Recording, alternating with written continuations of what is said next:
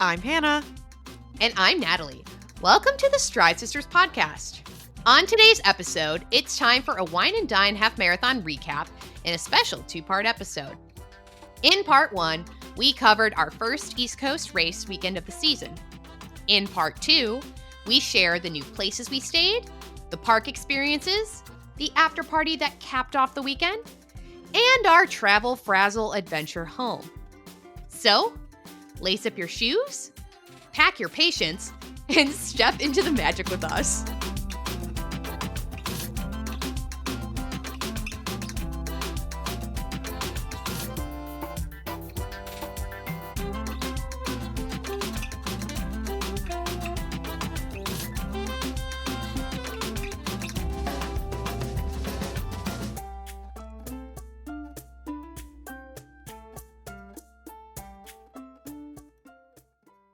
I'm also chugging water like it's my job after I feel like saying it was a 23-mile run is overestimating what I did. Since I did 23 miles. I walked 4, walk what was supposed to be 15, but I only ended up doing 14 because as you'll hear, or I'll get into it, I guess now. And then I was out on the trail. It got dark. Short, long version short. And then I ended up walking the remaining 5 on my treadmill because by the time I drove home, I just could not bring myself to run again for the 1 mile and then walk 4, even though it would have been a little bit faster, but it was only a couple minutes faster. And I actually took a break partway through that. I think I did 2 miles and then 3 miles and had dinner. And I ate Chipotle. But it was getting ready for that run was, I thought the universe, it was destined. There was a minor panic when I thought that I couldn't find my favorite long run shorts. Oof. But then I found them. And as soon as I found them, everything started falling into place. I immediately found my socks. I immediately found my running underwear. I immediately found the sports bra I wanted. Everything just was bam, bam, bam, bam, bam. And got all my stuff, got going. The weather was gorgeous. I started way too late in the day because we were recording next week's episode with our guest. So I didn't get started until 2 p.m., which is, you're thinking, I'm sure you're thinking, Hannah, 2 p.m., 23 miles. That doesn't, what? You're right. That doesn't make sense. It doesn't. But, girls got to do what a girl's got to do. And so I followed my plan, and it was 68 and windy in a tank top, shorts. It was beautiful. And I made it to, I think I was at 8 miles or so in.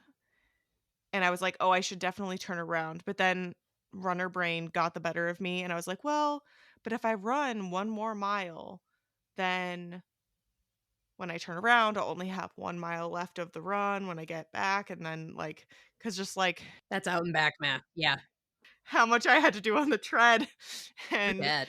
I was like, and surely I was doing the math of, okay, well, it's only 1 more mile when I turn around. I only have 2 hours till dusk. And in my brain, this is not true, but in my brain, runner brain was telling me, it's not that dark at dusk. You still have time after dusk. That is not true. It is dark at dusk, especially on a trail that is fully covered in trees. There's no light. So I miscalculated, and it was what I would say was the edge of comfortable, and I still had 3 miles to go. Sun was setting, but I would like to have been at my car.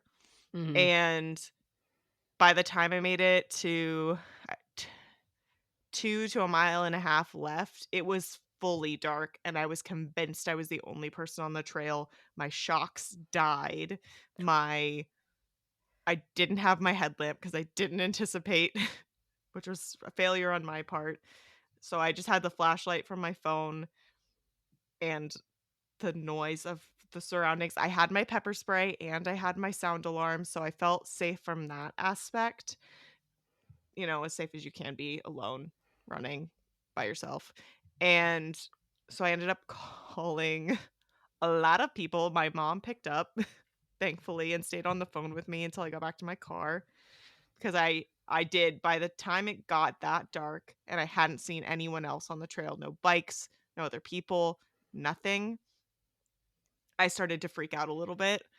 I Fair. had just had one cyclist come by with a super bright headlamp, and I thought it was like my local county police coming to clear the trail because you're not allowed to be on the trail after dusk. And I was actually kind of hoping it was because I was like, if they tell me I can't be out here, maybe they'll give me a ride back to my car.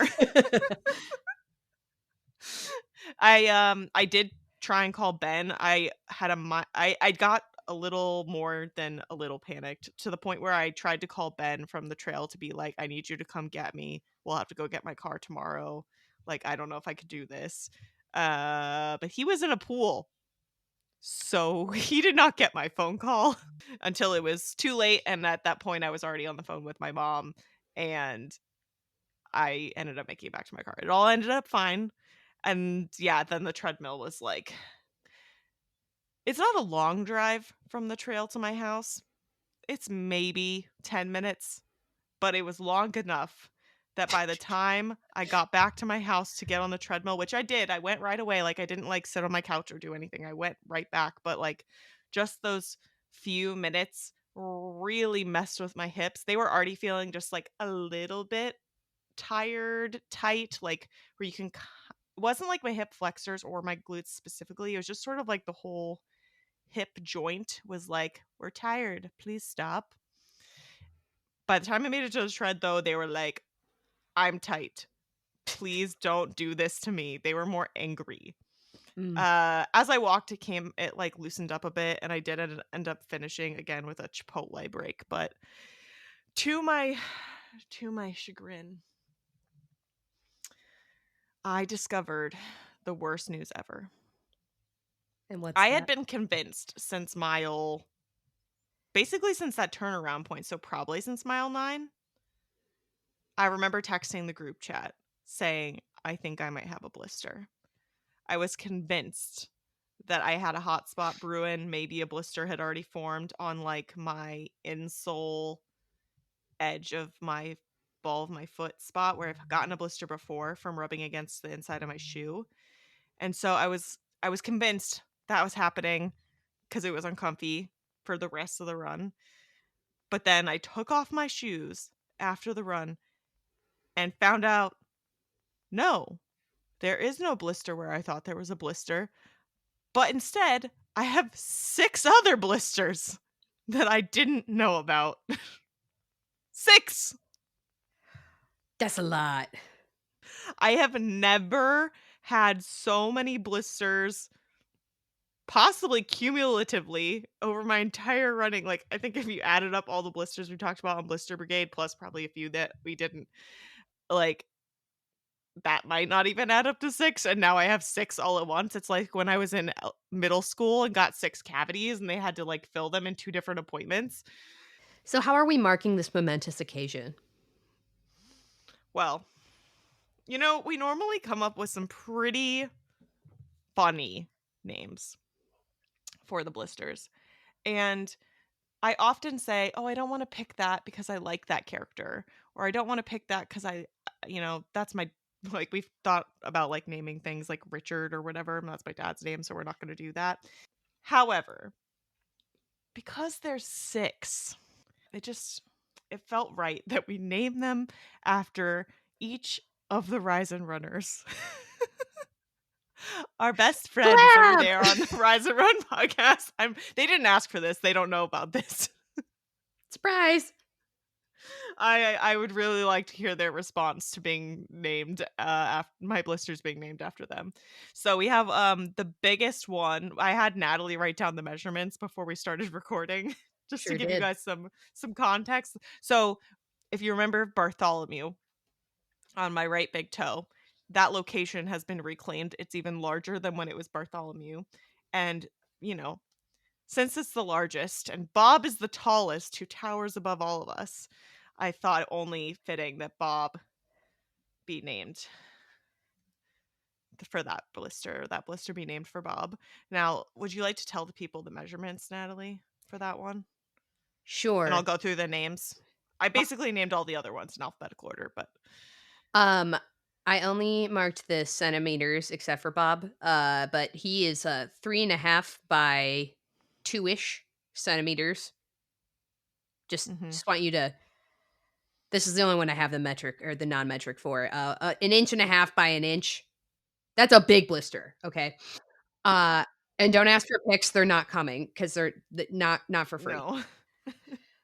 Yeah, it's very large. It's fully wrapped. Like it wraps all the way around my toe. Not like around my whole toe, but like from the edge of my big toenail on the front all the way to like where my foot touches the ground. And then it's from the tip of my toe at the edge of my toenail all the way to the base of my toe where it like connects with the rest of my foot. So, that's how toes work. And yeah, it's a monster. Then we have six more. We have 5 more.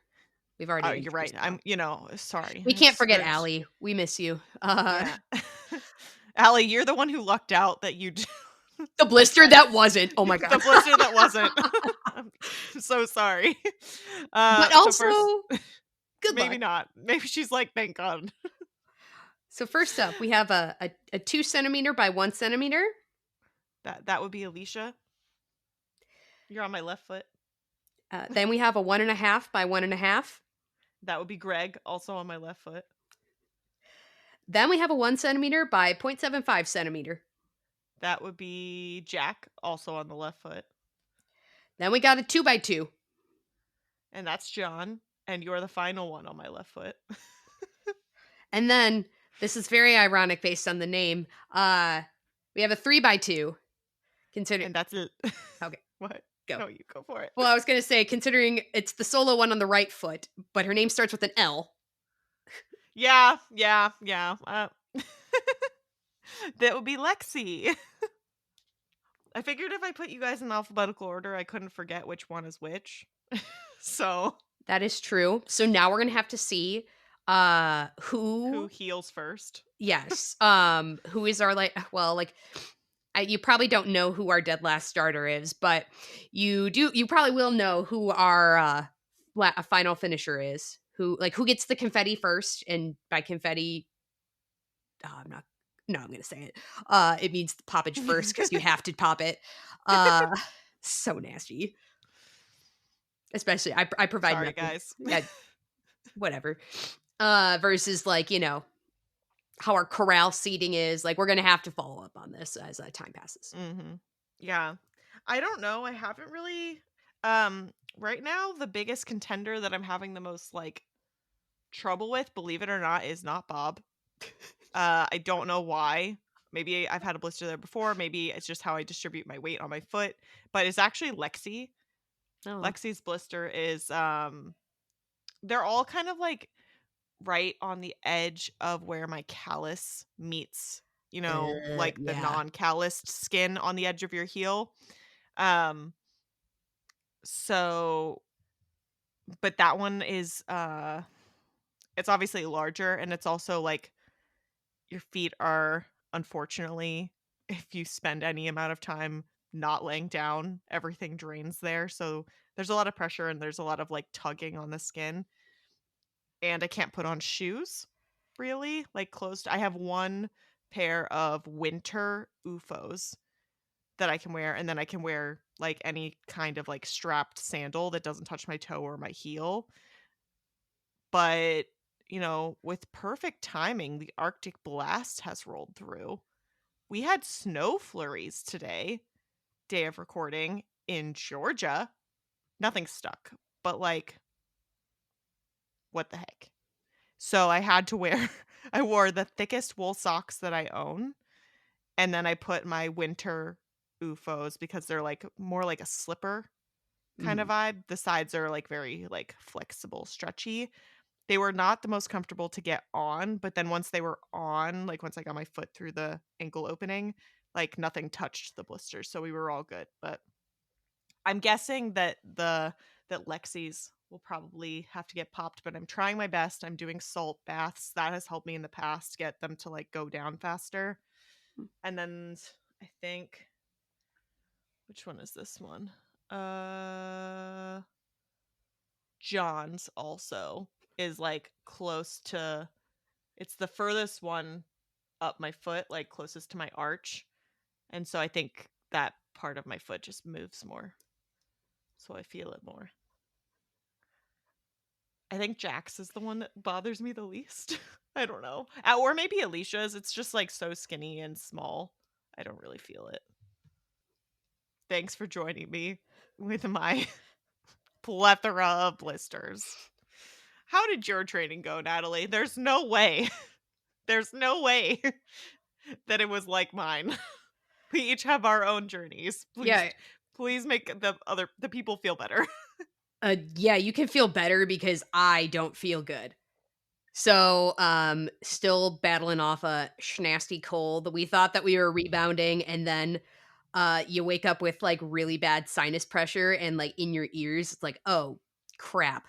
So, the training has been almost nil this past week. I did get some weightlifting in while I was like, feeling better. Like, like day 5 of taking antibiotics, and like you're just like, all right, the last little bit of the like, like you still take I just obviously still take the whole. Always finish your Yeah, antibiotics. always finish it because that's what it tells me to do. And but I'm like completely, feeling better, had a really good lift. I have gone on some walks too. So like when I say like nil training, like yes, have I not run? Um, but I have, so I'm just kind of riding it out and waiting to, have Yeah. be better. Well, the people will get to hear about my antibiotic journey that I was on during Wine and Dine later in the episode. But I can sympathize. All right, you ready for a countdown? Oh, I sure am. This is happier. This is happier news. Off from the gross stuff on to the new stuff. We have 57 days until Marathon Weekend 2026 for your marathon and down. You have 30-minute runs on Tuesday, Thursday, 30 to 45 minutes for Goofy, and 45 minutes for Dopey. We are on week 3 for 5K training, and your long run is 2 miles. We are on week 9 for the 10K, and your long run is 4.25 miles. We are on week 10 for the half. Beginner and experienced both have a 9.5 mile long run. And we're on week 20 for marathon, Goofy, and Dopey. All training plans except for the beginner 10 week have the same long run. It is 6 miles. Post Wine and Dine modified training schedule has a 3 mile long run. We were too excited. We started you off a little early. So apologies. I gotta take this one. So, let's say it's like the 10-week post wine and dine plan. I'm like, okay, great. Then I opened it up to like check where we were. And guess what? When you do the math and like bring it back, I think we've said you have like a 3 mile long training run for like 3 weeks now. But, Oops. oopsie. Also, like there's more than that amount of weeks between wine and dine and marathon weekend. So like this is Mhm. like I think when it's quote unquote standard weekend um for wine and dine. So Mm. yeah, that's just how it kind of ended up. Also, if I guess if you're following it, you probably know where you're at. Maybe question And mark. you've maybe been screaming at us for 2 weeks. All right, we have 79 days until Disneyland Half Marathon Weekend 2026. 30 minutes if you're not running the challenge, and 30 to 45 if you are on Tuesdays and Thursdays. 5K will be joining the party next week. Woo! We are on week 6 for the 10K with a 30-minute long run. And we're on week 7 for the half and challenge. All plans have a 3 mile long run. We have 107 days until Princess Half Marathon Weekend 2026. You again have 30 minutes if you're not running the challenge, and 30 to 45 minutes if you are on Tuesdays and Thursdays. 5K has not started training. We are on week 2 for the 10K with a 2-mile long run and week 3 for the half and challenge. The beginner half plan has a 4-mile long run, and the experienced half and challenge have 3-mile long runs. We have 156 days until Springtime Surprise 2026 with your proof of time deadline of January 5th, 2026. We have 345 days until Wine and Dine Half Marathon Weekend 2026. We are under a year, but that number is still laughably huge compared to the rest of the dates. So we hope you'll enjoy this long, long countdown. Natalie, do you have some Disney news for us? Oh, I absolutely do. We got Disneyland medals and the Coast to Coast medal reveal for the final Disneyland race for the foreseeable future. It does very much make me wish that I was doing coast to coast because they cute, but I can't do that to myself. I'll take this offline. But we've incorporated the Disneyland 70th like celebrate happy theme into these. The 5K medal is Joy. I love Joy. She's so cute. There's a Ferris wheel behind her and nice blue medal. She might move a little. I don't think she moves. I think that red flower or the purple, like spindly thing, similar to the half metal from Wine and Dine or the 10K. One of them had like a spinny flower thing. Now I can't remember. It was Olaf. The Olaf Yeah. medal. So I think it'll be one of those two flowers. I think they're moving to like smaller pieces, hopefully less breakage. Yes. It's funny because I feel like we've gone almost full circle with that because thinking back to the marathon 2023 medals and the Chip and Dale were like they were like chasing a nut and they're Mhm. like and it like only the nuts spun. It Mhm. was really cute. But it was like the only little teeny like spinning piece on it. So it seems like I don't know, we're doing our like cyclical things here. Mhm. Then we move on to the 10K, which is Sorcerer Mickey themed. He's being chased by a broom. He is so stinking cute. But Mickey is absolutely adorable. He is he's so cute. He's just so happy. He's running. He's sorcerer. Like, also, have we talked about the fact that I got a bib? No. No, we have not, but no. I was about to just be like, well, I can't wait to get it. Like, oh, oops, surprise, surprise. Nobody is surprised. I got a couple weeks ago at this point. I copped a random opening, Nice. maybe like a week ago. Time is like really hard right now. Mhm. I'm trying to figure there's a lot going on at the moment. But Mickey is super duper cute. Um, can't wait to get I because I got the think Dumbo. he's on a spring Yeah, he looks like he's on a spring. or a slider, but like I'm leaning towards spring. I'm leaning towards spring as well. Moving on to the half marathon, that is also over the 70, and it's a small world themed, and I absolutely love it. There's a little boat. There's the little smiley face clock guy on Mhm. there. I love him. And there's like three little figures. They're super duper cute, like, like arms out toward each other. Oh, I just love it. Mhm. I love this one. That might rock, I feel like. Yeah, I think if it's gonna do something, I think it will rock back and forth. Very whimsical, very and like some of the Mhm. lettering in there too is the Mary Blair Small World inspired lettering. If you look at the like words half marathon, the 13.1, Mhm. love it. And the colors are all very inspired. I guess probably why they all have 70 on them as well, like to celebrate the 70th anniversary. And then moving on to Dumbo Double Dare. I love this Dumbo.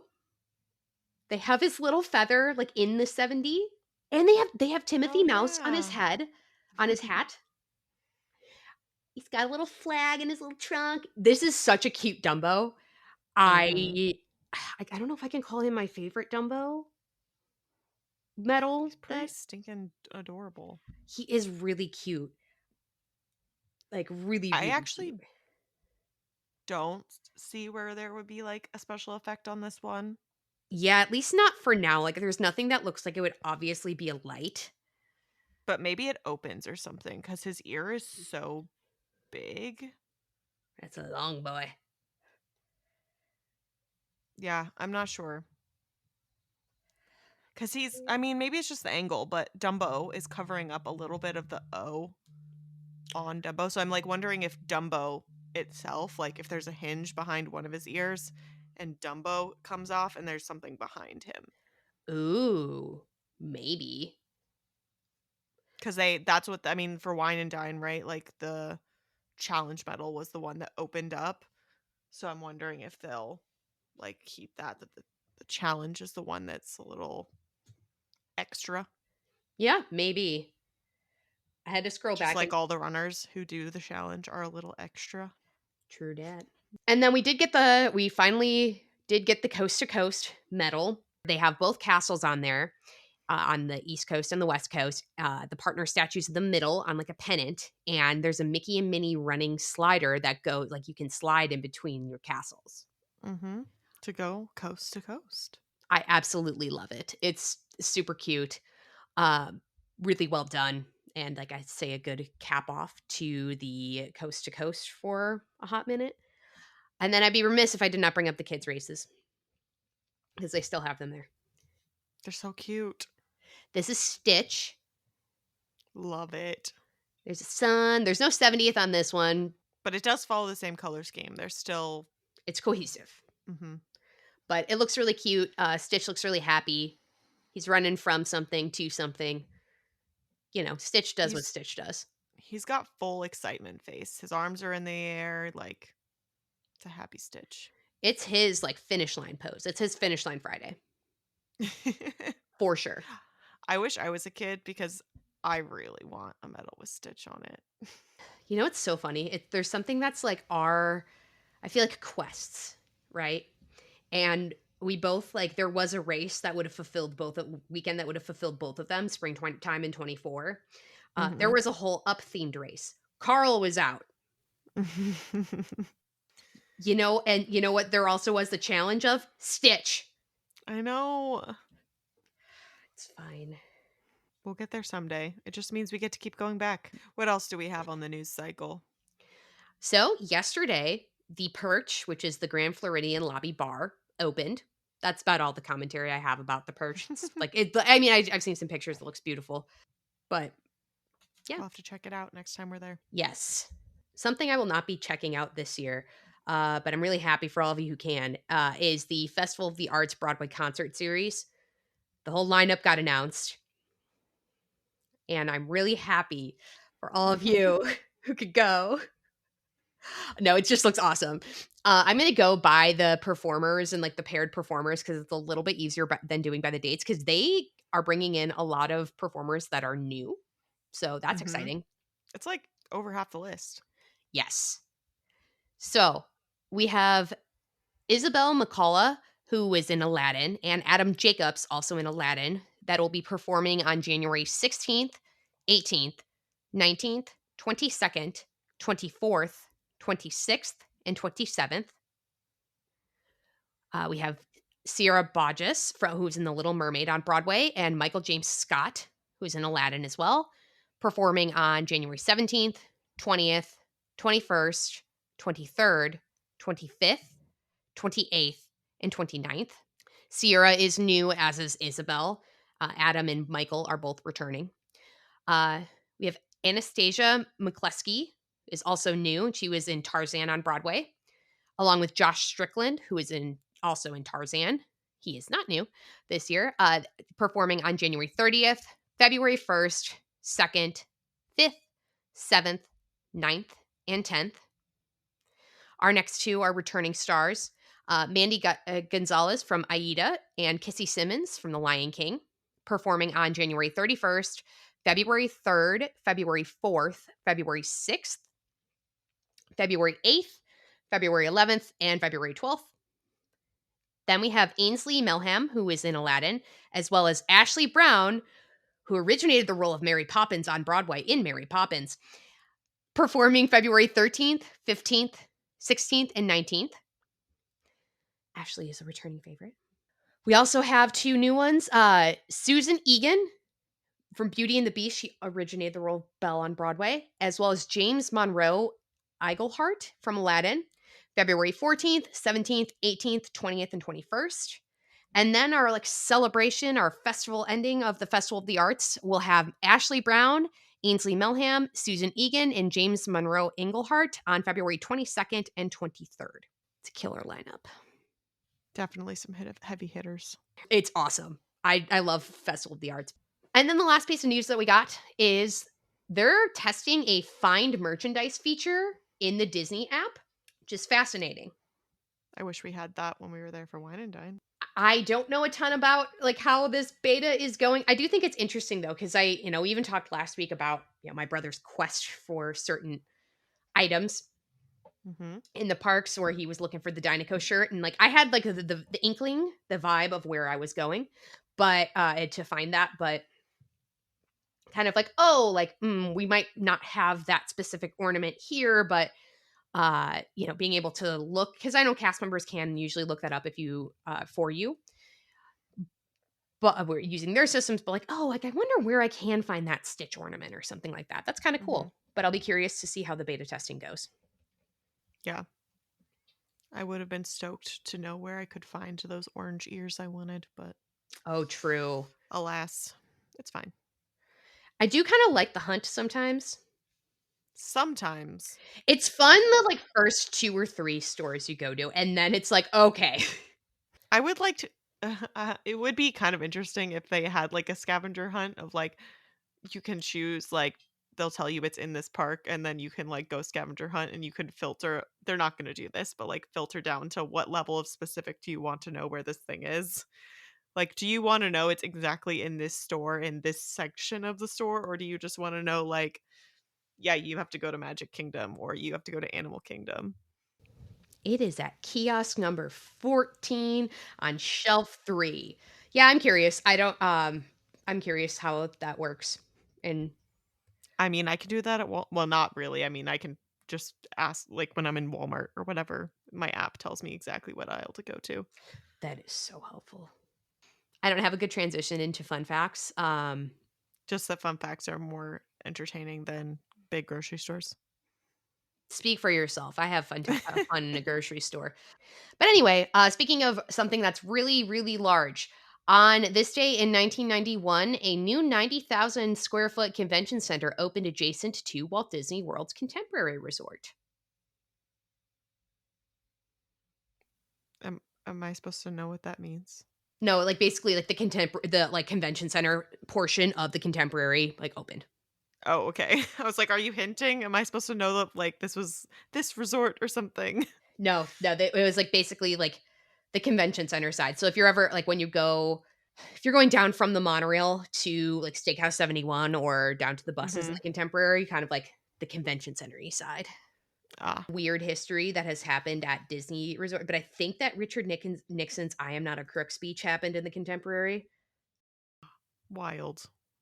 Was it in the convention center? Actually, it's I'm not going to go on a deep dive right now because I'll be there for a while. Another fun fact is that on this day in 1994, the Santa Claus, starring Tim Allen, debuts in theaters. I freaking love that movie. I haven't seen it in so long. What? I rewatch that every year, possibly multiple times a year. And the other ones in the franchise too, but the first one is the best. So the Santa Claus 2, where he has to find a wife, spoiler alert. That one where I can't remember the actress's name, but she like she like stands up in the busy restaurant and starts singing. That one's pretty good too. Just for that scene. It's a classic. It's a classic. All right. You know what else is a classic? What? I was gonna say Wine and Dime, but like I don't know that it is. I'd say it's pretty classic. I guess it's been or this was the 10th anniversary of the two course Yeah. challenge. I'd say that we're rapidly approaching classic mode. So how'd you get down to race weekend? Planes, trains, and automobiles. No, just a plane. I left after work. Well, did you not take an automobile to and from the airport? Oh, shoot. Maybe I really did do planes, trains, and And automobiles. you took a train at the airport, did you not? I sure did. Ha ha! I wasn't even fibbing. But yeah, I connected through Atlanta as I normally do. I remember I had a pretty tight layover, but also it ended up being it was no big deal because we landed early and I Also, didn't have if to go you're a that far. frequent traveler to the Atlanta airport, you know just how close you can and cannot cut it. Yes and no. Like, yeah, I know. I know, but Assuming everything goes well because, like, it's not that hard to navigate if you've been there before. oh yeah, Like, it's just a straight line. true. But if you don't know where you're going, you've never been there before, you're stressed out, or the flights don't work out, but, like, Natalie has sprinted between flights before and made some pretty tight, impressively tight connections. That is very true. We have sweat. We've started the Garmin in the airport, but I didn't even have to do that. It was a pretty leisurely walk, to be honest. And I still had time when I got to my gate, headed to Orlando. But this was a first for me.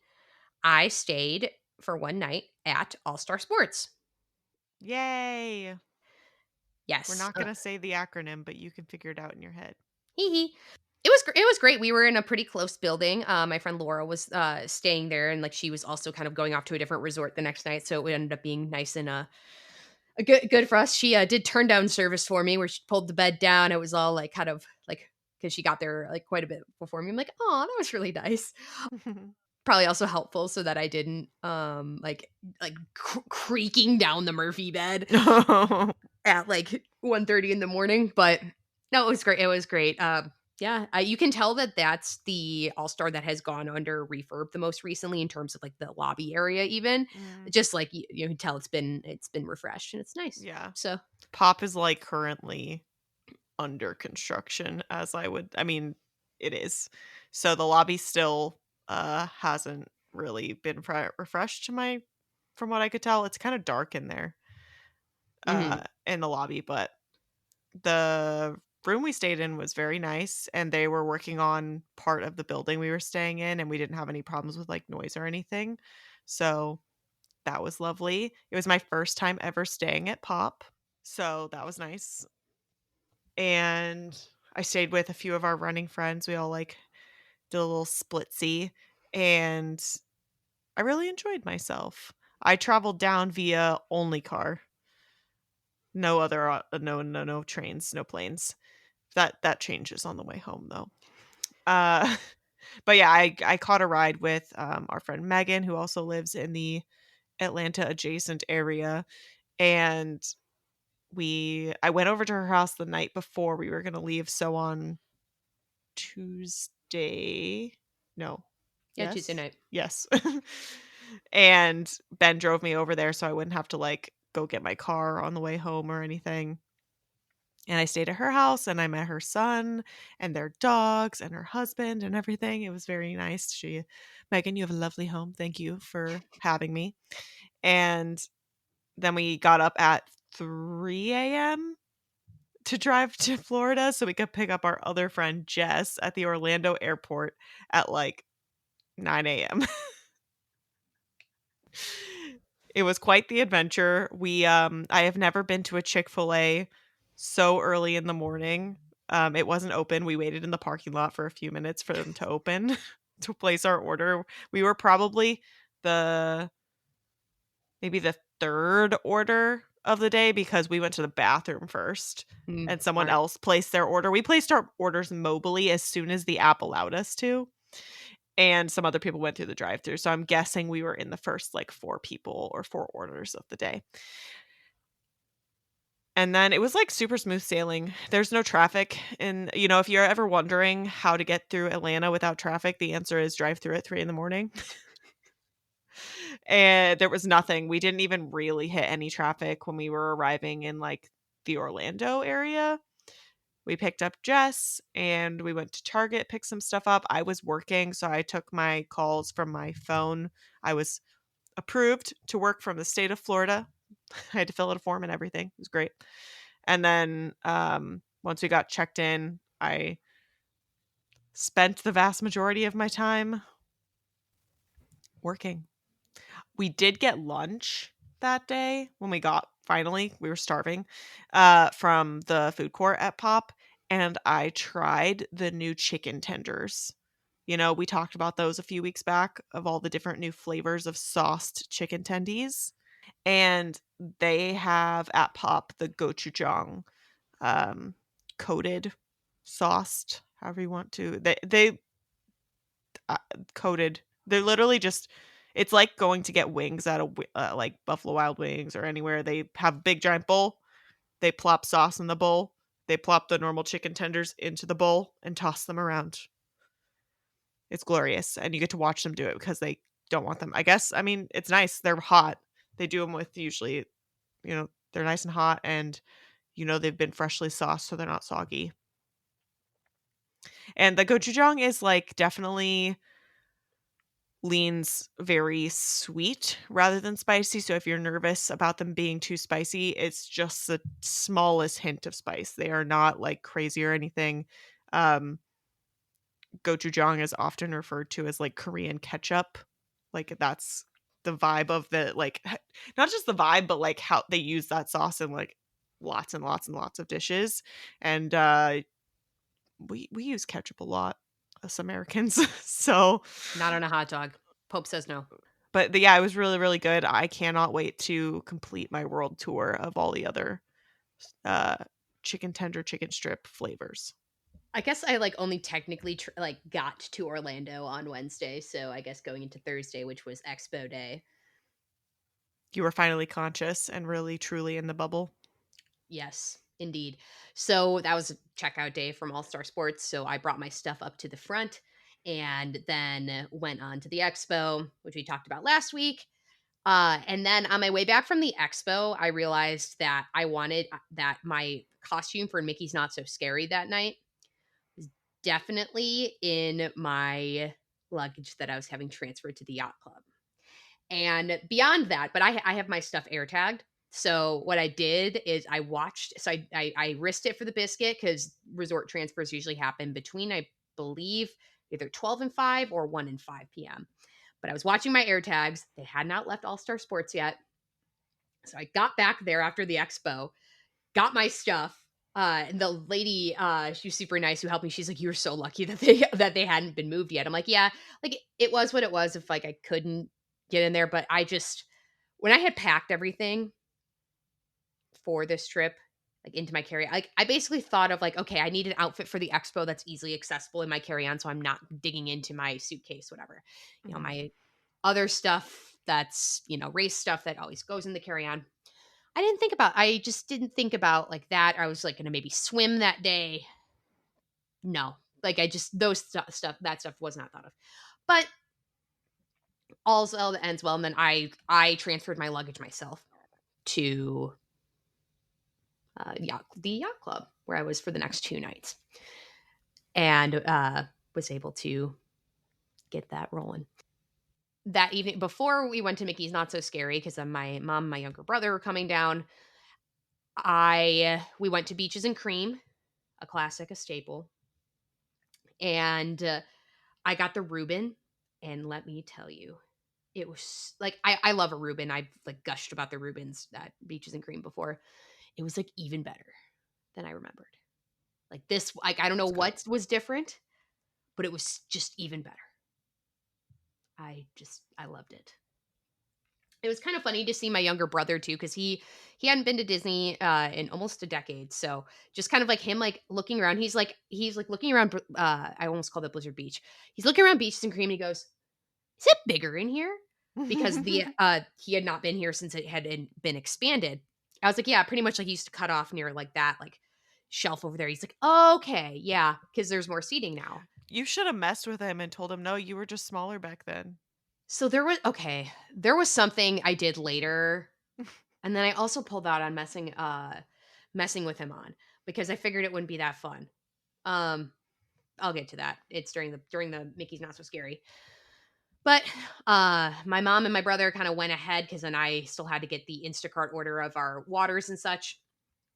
So I got that. I got that, and then I met up with them not even that much later. When I got to Mickey's Not So Scary, I think it was like 4:45, maybe 5. And they had a really quick wait because we did the Thursday night of Mickey's Not So Scary. They had a quick, not that bad of a wait to get in to get there because my brother didn't have a day ticket for that day. So, but I went in, I got my treat bag. They had the little like first treat trail down like behind a main street, that one little Mhm. alleyway that like feels like it's backstage, but it's like obviously approved for you to be in if they open it for overflow. Yeah.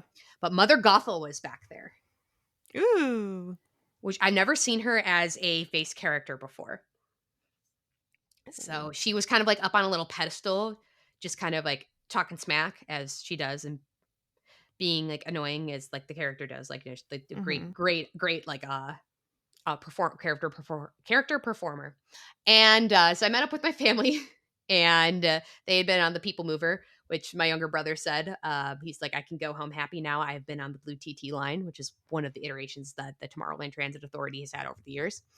And we decided to wait on Space Mountain because it wasn't going to be switched over to the dark mode yet for the Mhm. party. But we went over into Fantasyland and did Winnie the Pooh. This is where, and I didn't mention what my costume was. I was Piglet, which was something that was put together the morning I left. I did not, I was like, I was trying to think of like a last minute easy costume. I'm like, oh, wait, I have everything for Piglet. Great, wonderful. But we went into the gift shop for Winnie the Pooh. This is where actually in line we saw people who I was playing this game with my brother. I was like, "Hey, let's guess. Is that person?" I was like, "This is a guessing game for basically me. Of is that person probably going to the 5K and not sleeping the way I did last year?" And I Mhm. saw the person that was dressed up as the Living with the Land House. Amazing. And I asked her, I'm like, "Hey, like, are you going?" She's like, "Yeah, I'm going to the 5K." Like, and she's like, "I haven't run in this." Like, great. There was somebody who was cake toast, which I couldn't explain to my brother why that was so funny, from Guardians, Nice. because he had never been on it yet. So, but we acquired my brother's Eeyore ears. He was so funny in those. So funny. It's just you kind of look up at him. He's got these floppy ears. It's got a little tail too with the bow on it. It's got the hair. Oh my god, they were so funny. Because we were just looking, I was like, oh, like because I've been thinking about getting the Tigger ones because I want to complete the rest of the 100 Acre Wood crew eventually. Um, or for costumes, and we saw the Eeyore ones. I'm like, no, no, no, we need to get these, and he wore them pretty much the rest of the trip. We waited for Peter Pan. It like said it was a posted 35-minute wait, but it was only actually like 20-ish at best. So that was kind of nice. That was like as the party was like starting. It was almost 7 o'clock. We went on It's a Small World, and this is where I was going to try to like play some trickery on my brother because there's the new verse for It's a Small World that Mhm. debuted over the summer in the final room. But because it had been a while since he had been there, like, it wasn't gonna be a fun way to, like, be like, "Yeah, like, that's always been there." No fun. I told him about it. I, like, didn't even, like, try to play the prank out, but I tried to, like, kinda, like, egg him on. I'm like, "Yeah, like, the last verse, you know?" And then I was like, "Yeah, no, he's not, like, picking up on it, so I need to find a new target to, mess with." That'll be more Mystery Natalie. I'm so nice. We kind of were like making a nice circuit around Magic Kingdom. We went next to Haunted Mansion. It's fully dark out by this point, and it was my first view of like No More Rivers of America because they have like Ugh, basically boards instead, or they it's have like so the walls. sad. But it's interesting because like there's some places where you could kind of see like gone at this point, but it's like interesting because like even in the Haunted Mansion queue, like there's walls there. But in the queue, they have actors too, live actors that are ghosts that'll entertain you. That was awesome. And then went on Haunted Mansion. Kind of got off of that ride. At this point, I was the only one who's like Magic Band Plus was like doing the effects and stuff. I think that it was just a charging issue for both my mom and my brother. But we were making our way kind of toward into or because the parade was going to start soon. So we did watch the Boo to You parade, and lovely as always. My brother was like, the Headless Horseman is so cool. But yeah, all the different characters. He obviously like because he got a Winnie the Pooh magic band, and his kind of main joke after that was like kind of like I got to show my brother his love because Winnie the Pooh's on there. And like we were like kind of far back, so there was no way he was like, Pooh's snubbing me. So that became a joke for the rest of the trip. But once the parade had passed, we went into Adventureland. We did Pirates Walk On. And along the way, we were doing trick or treat trails because like they were pretty much empty. Pretty much, we saw it, we went through it. Trick or treating is so fun, especially like as an adult. It's like, oh, I don't like do this anymore. We eventually then kind of circled back to Space Mountain. My brother and I rode with all the lights off. And he was like, kind of like, it was funny just listening to him talk about different nostalgia things of like, oh, I remember like waiting in like this room of the Space Mountain queue like forever. Like you thought you were past the long hallway. So you were rocking and rolling. You were almost there. And he's like, I remember being little and like waiting what felt like forever here. I'm like, yeah, I distinctly remember that too. But it was fun. It was enjoyable. After that, because my mom didn't ride Space Mountain, she had gotten in line for Winnie the Pooh and Friends, and she told us like she's like, yeah, I'm like waiting in line, and we ended up catching the fireworks show while in line for Winnie and the Pooh and Friends. Nice. So I love watching fireworks from Fantasyland. Really awesome. I think if you haven't seen the projection show, you want to watch it off of Main Street in front of the partner statue. But watching it back in Fantasyland is fascinating because you feel like you're like part of the show because there's some fireworks that go off like at the castle. There's some that go off like behind you.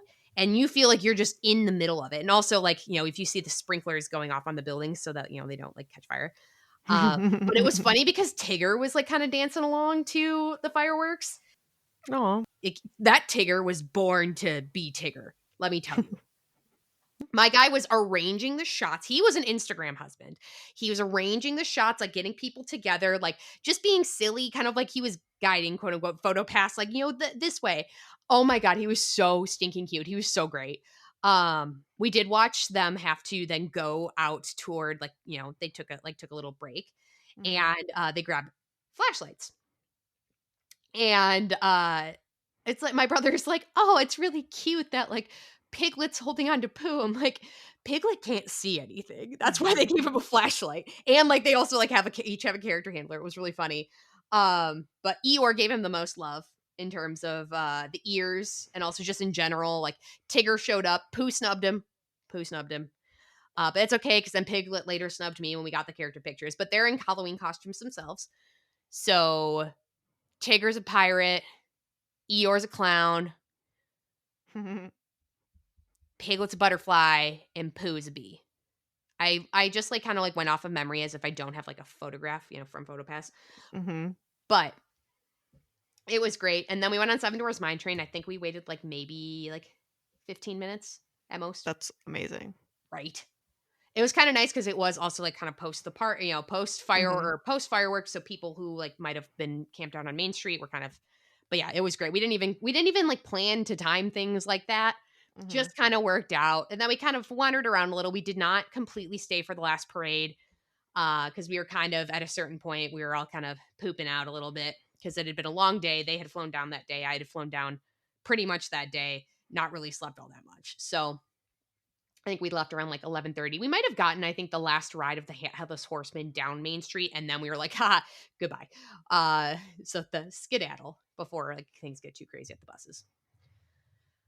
But went to bed. We had the fifth sleeper at the yacht club, which, as a sommelier of a fifth sleeper, it's pretty good.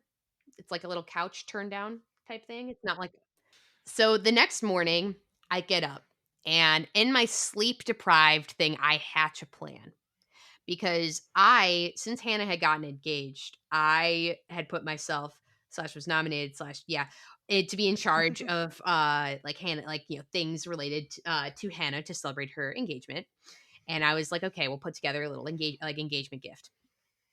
I did not. I was very surprised. I had no idea. I basically, like, cook up so we all, like, in our, like, big, group chat, we all have, like, side group chats with, like, without We one do. person in It's like them. minus so and so because that's how we do birthday presents and you're having a bad day presents and all those things. Stuff like that. So, because when we finally got the idea, I was like, "We need to name them something else." I'm like, "Okay, no, like, no Hannah." Well, yours was Hannah's batch crew, so or, like, his, like, no MB, no Jamie. Um, so, like, I was like, "So we can keep them, like, so we don't accidentally say the wrong thing, and, Mhm. like, so that they have a name." We've had close And calls. yeah, it's like, "Oh, wait, which one is this?" But so what I hatch a plan. I put in the sub chat and I was like, somebody tell me that you have an extra like cup that like somebody didn't want, because I was like, I need to have a reason to be coming to the room at this point in the morning, like just kind of randomly. And this is before I knew everyone was getting their hair braided in the room at the same time. So it would have been completely normal for me to just kind of pop by. I had no idea that this was that just, like, come by to say hi, and so I, like, hatched the plan. It's like, "I have a beer cup for you." I'm like, "Okay." So I get myself to Pop Century, and I'm, like, skedaddling my little way over to the room to the point where I knew what your room number was too, whatever, because it was, like, whenever someone would ask, it'd be, like, so many people would put it in there, so I'm like, "Okay, I know what room this is." And also, Jess had stickers and stuff put on. Yeah, we had the door decorated. I come into the room, I'm like, "Oh," and I see the hair braiders there, I'm like, "Oh, man, I guess I didn't need, like, a subplot for this." And, like, I'm like, "Hi," and we're, like, the very most awkward way possible, I'm like, "Close your eyes, Hannah." Because I'm, like, pulling the things 'cause I have it in my little, like, Chicago Marathon drawstring. And I'm in my pajamas for everyone's, like, reference because I'm working from remotely working from the hotel this week, so I, like if I'm not leaving the hotel room, there's no reason to get dressed. So I'm in my pajamas without a bra on, and someone, I don't remember who, starts recording me with my eyes closed, and I'm like, "What? Ah!" So, I pull out kinda what we had kinda, collected and together, so sorority life, at least, like, for us, this probably is even bigger Prepared as well. elsewhere, of, like, pass downs. Mm. Pass downs are huge, especially when you're a senior, even, like, when you're not even a senior yet, like but, like, when you get your little and, you Mhm. get, like, your little sister and, like, you, like, pass down like, you collect things for them, Mhm. and then but also then when you're a senior and you're graduating and some of your degenerate stuff from college you don't need anymore. So, obviously, Hannah is my big, and, she was always doing the passing of the down of the It was a things. reverse pass down. So it was a reverse pass down where I got to be the pass down first, because when I before Mr. Natalie and I had gotten engaged, but like I knew it was coming.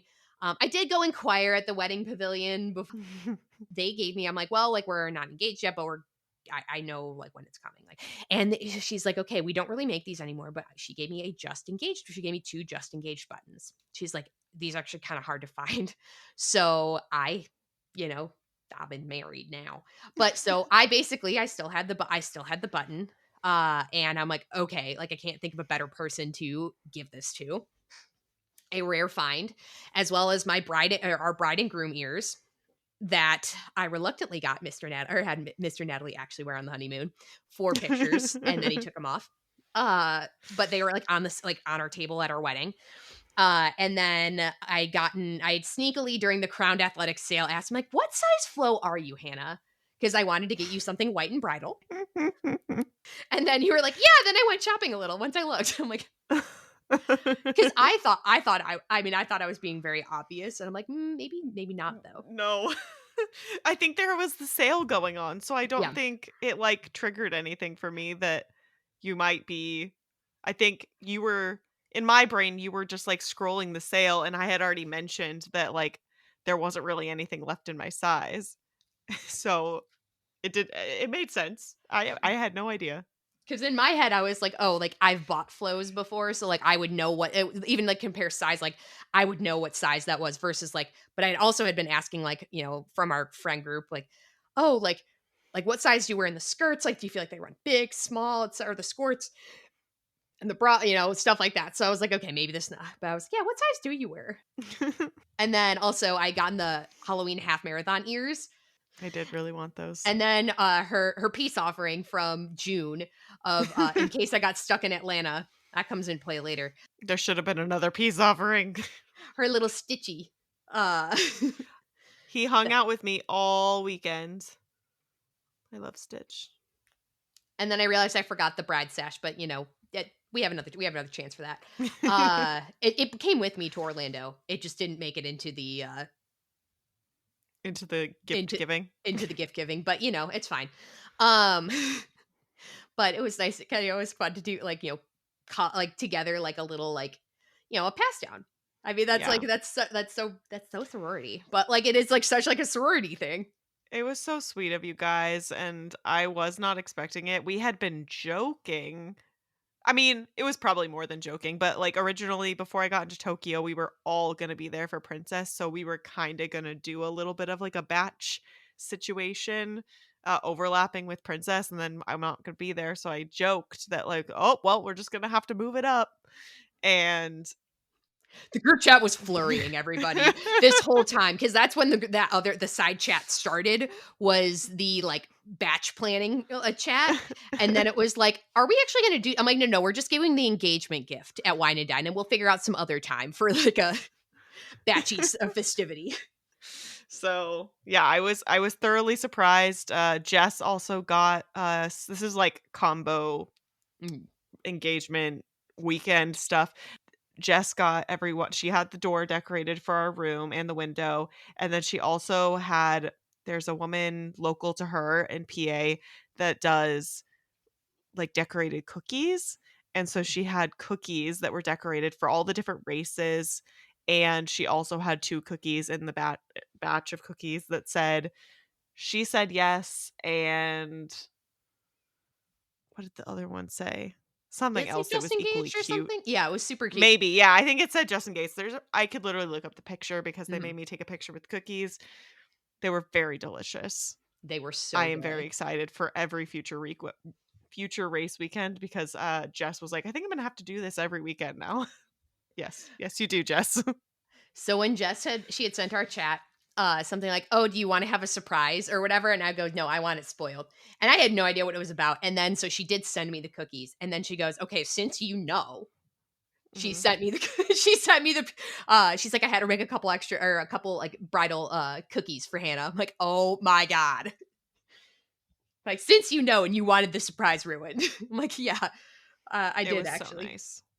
And when we arrived at Pop, this was on the travel day, but when we were checking in, they had a sign up on the check-in desk that was the, like, just married sign or Happily ever something. after. Yeah, the happily ever after, like, giant of the button that they give Mhm. out.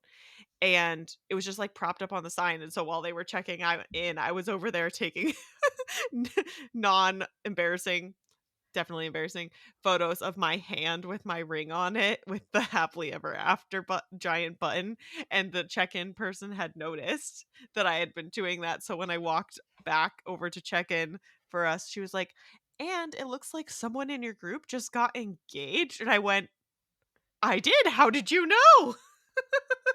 She's like, She "Oh, was we like, know. "I mean, There I are have," signs."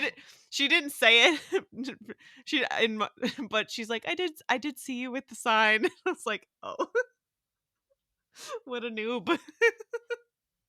And then she made me choose, 2 buttons, 1 for me, 1 for Ben, and put the date we got engaged on them.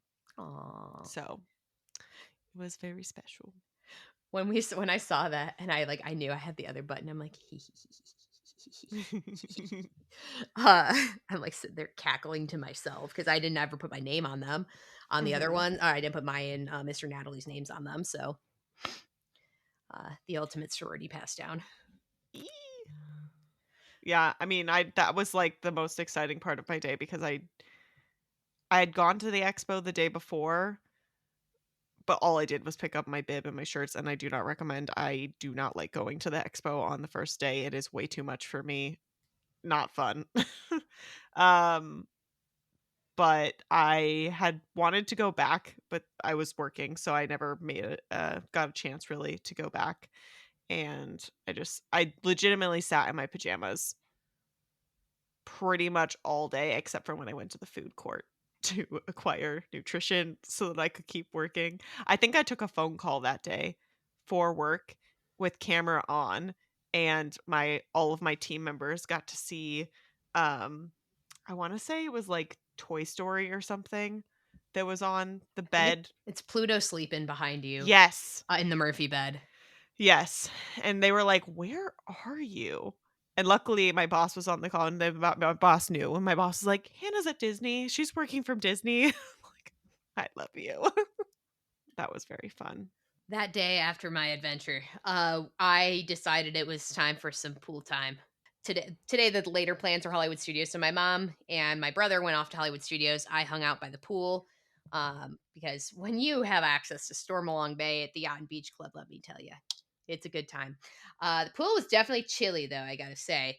Um, but kind of felt nice to kind of like I would kind of like warm up and then I'd like go get in the pool and like swim around a little bit and then, return.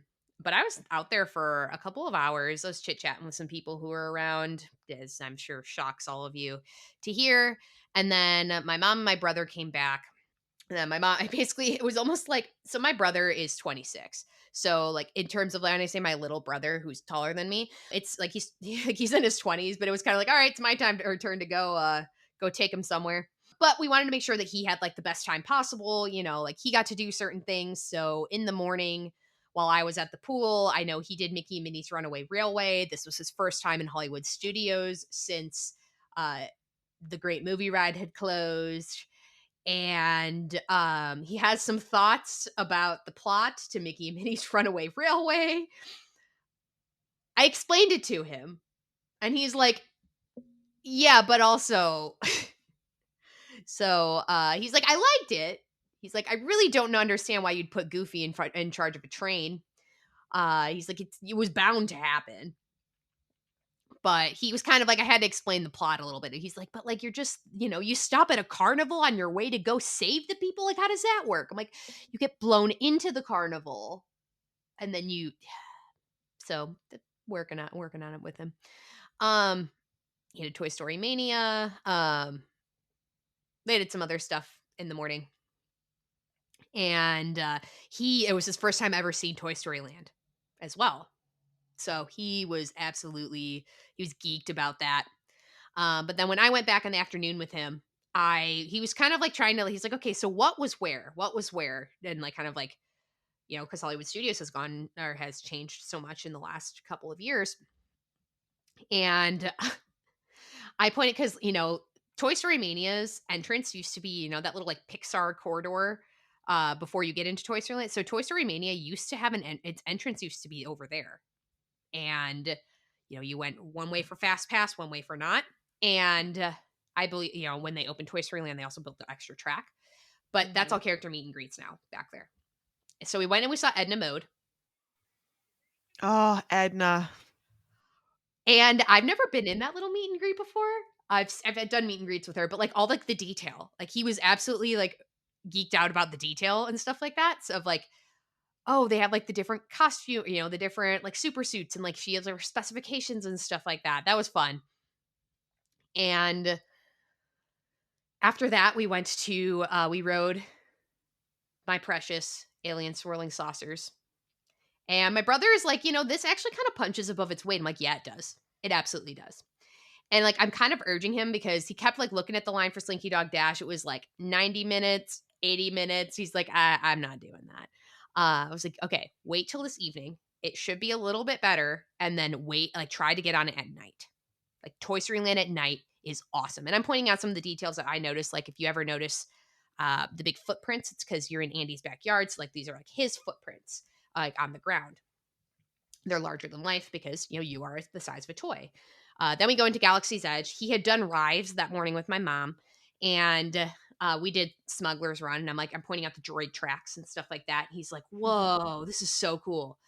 Um, he liked Rise of the Resistance. He thought the Millennium Falcon was super duper cool.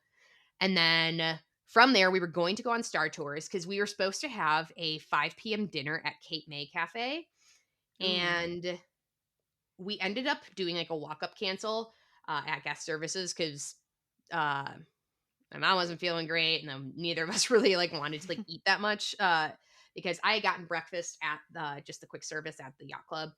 My mom and my brother had gone to sci-fi that morning, so nobody was hungry. Is the lesson to that story?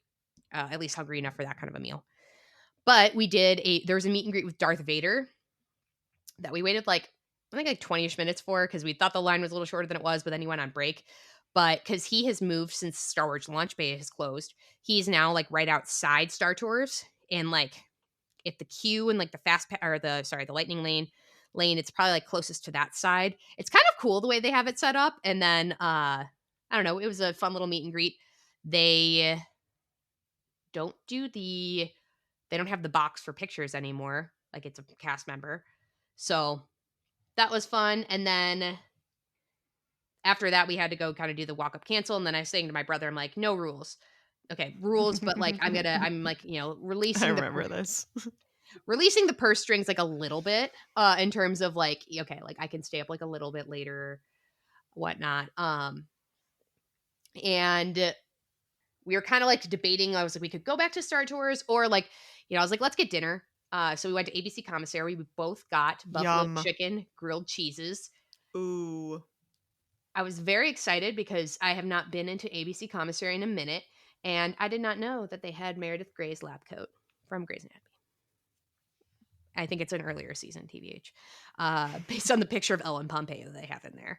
But I actually, because I mean, I know it's been there for a long time. It's just that I wouldn't have cared before I started watching Grey's. Yeah. And my brother was like, "This is really good." They've really improved the food in the last few years. We also split a little like lemon strawberry cheesecake thing too. And like ABC Commissary is really interesting because it's one of those where like there's signs everywhere saying like leave your stuff on like the table.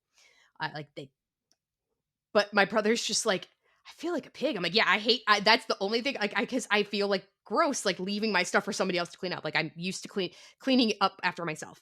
But he's like, I feel weird. I feel wrong. I'm like, so my brother ended up because then by this point I'm like headed back to the room for night time, and this was a little later than normal. I'd say I probably didn't even get to bed till like after like 7:30ish maybe. Wow. I know.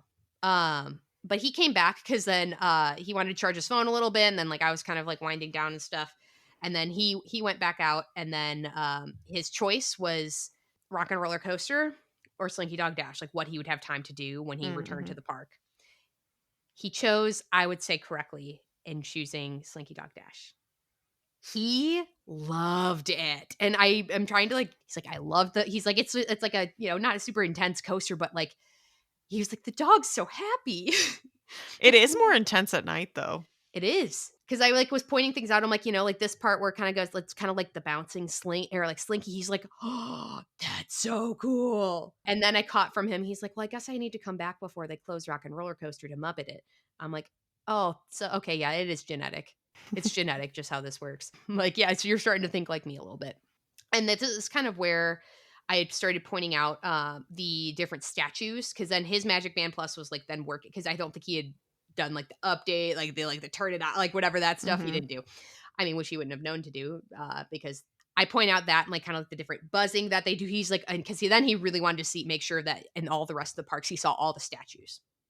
So all the different for that were put up for the 50th and then now have remained the golden statues. So he was very excited about those as well, as he saw them around. But that's a cap on the day leading into the 10K day. So Friday. So the next day was 10K day. Yeah, and after we cheered and ran and did all the things for 10K, I went to Hollywood Studios for the day. I had been feeling super cute in my Barbie outfit, so I just went ahead and wore that all day, and I got sunburned. Do not Oh, recommend. no. Not too bad, but I got like when I took off my sports bra that night, I had the like scoop line from the sports bra and I had a little bit on the tops of my shoulders.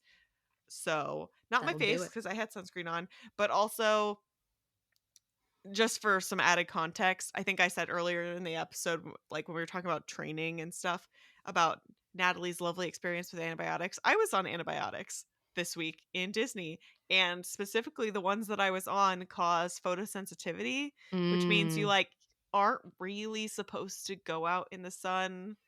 And if you are, you're supposed to be like not just wearing sunscreen, but like fully covered. But it was hot. yeah. And I had just finished them the day before. So I was like, and I was finally feeling good for the first day because I'd had a migraine since Tuesday that never fully went away all week. It just sort of like ebbed and flowed. It's great. So I was living my best life. And so, the dermatologist wouldn't agree, but I'm okay with it. I ended up riding Rise of the Resistance. We got a lightning lane because the ride went down while we were in there and we had to go for lunch. So, we had to pop out. Hold on. We gotta expand on this whole pop out thing. So when we decided when we got out of the queue because the ride had been down for a significant amount of time, um, we that queue is very difficult to backtrack. Like it is narrow inside Oh the yeah. rise line. It's easier if you're already outside when it goes down, you can just like sort of duck under and like walk your way out. But if you're already inside the building, it's difficult to get out.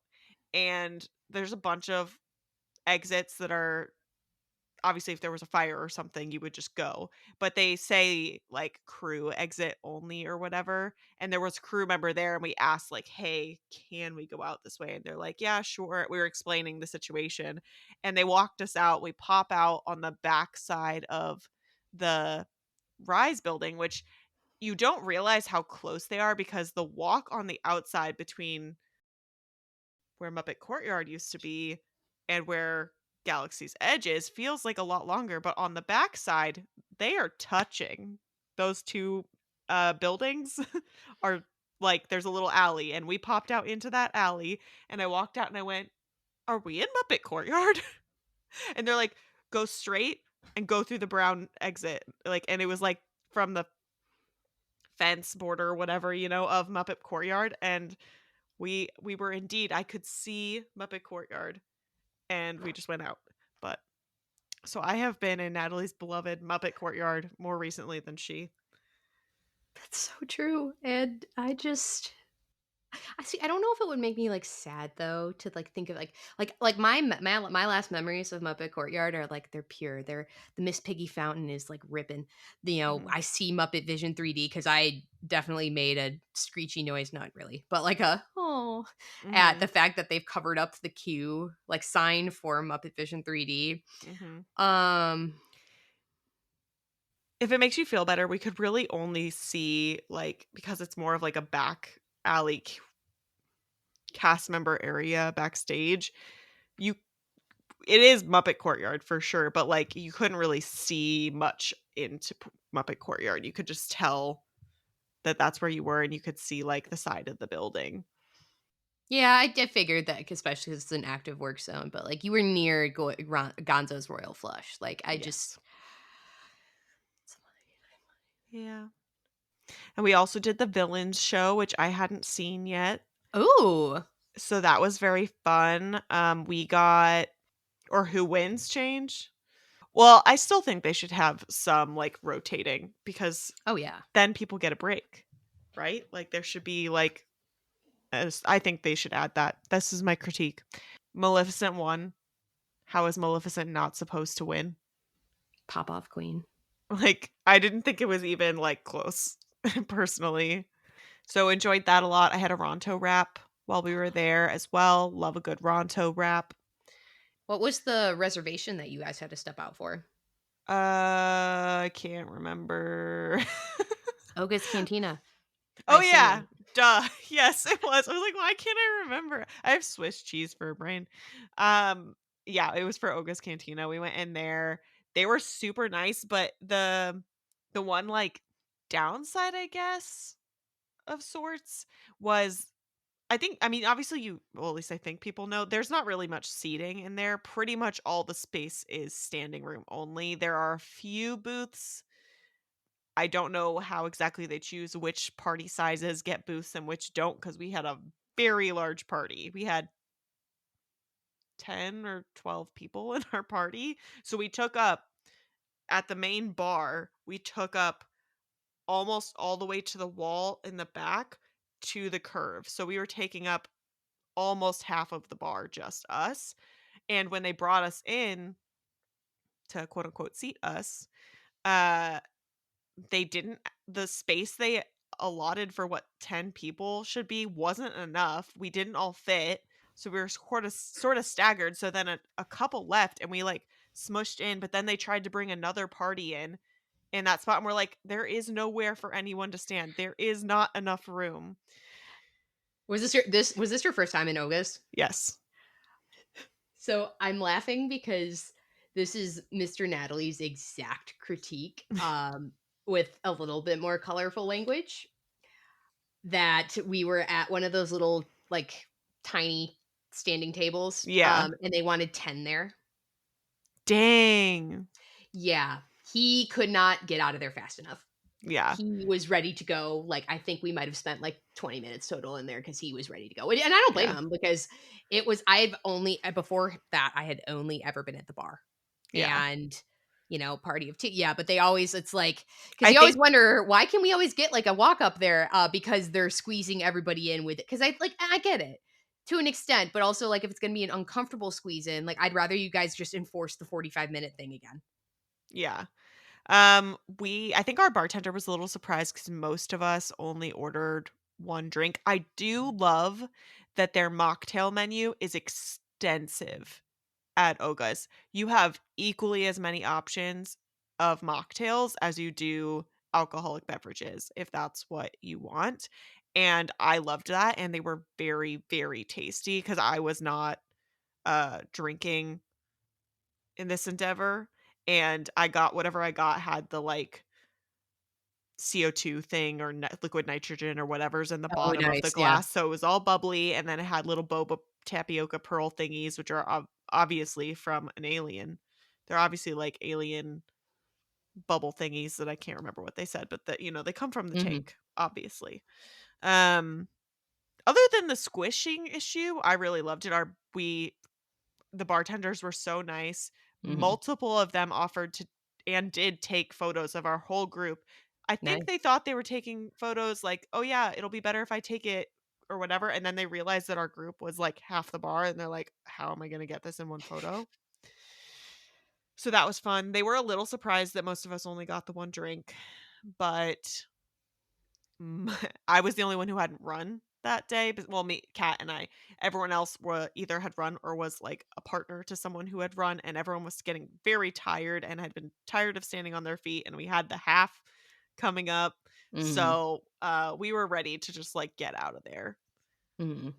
Yeah, so I mean, that's pretty much what we did. I think I ended up having dinner again at Pop. I had dinner at Pop and lunch at Pop a lot, and I ate a lot of kids' meals.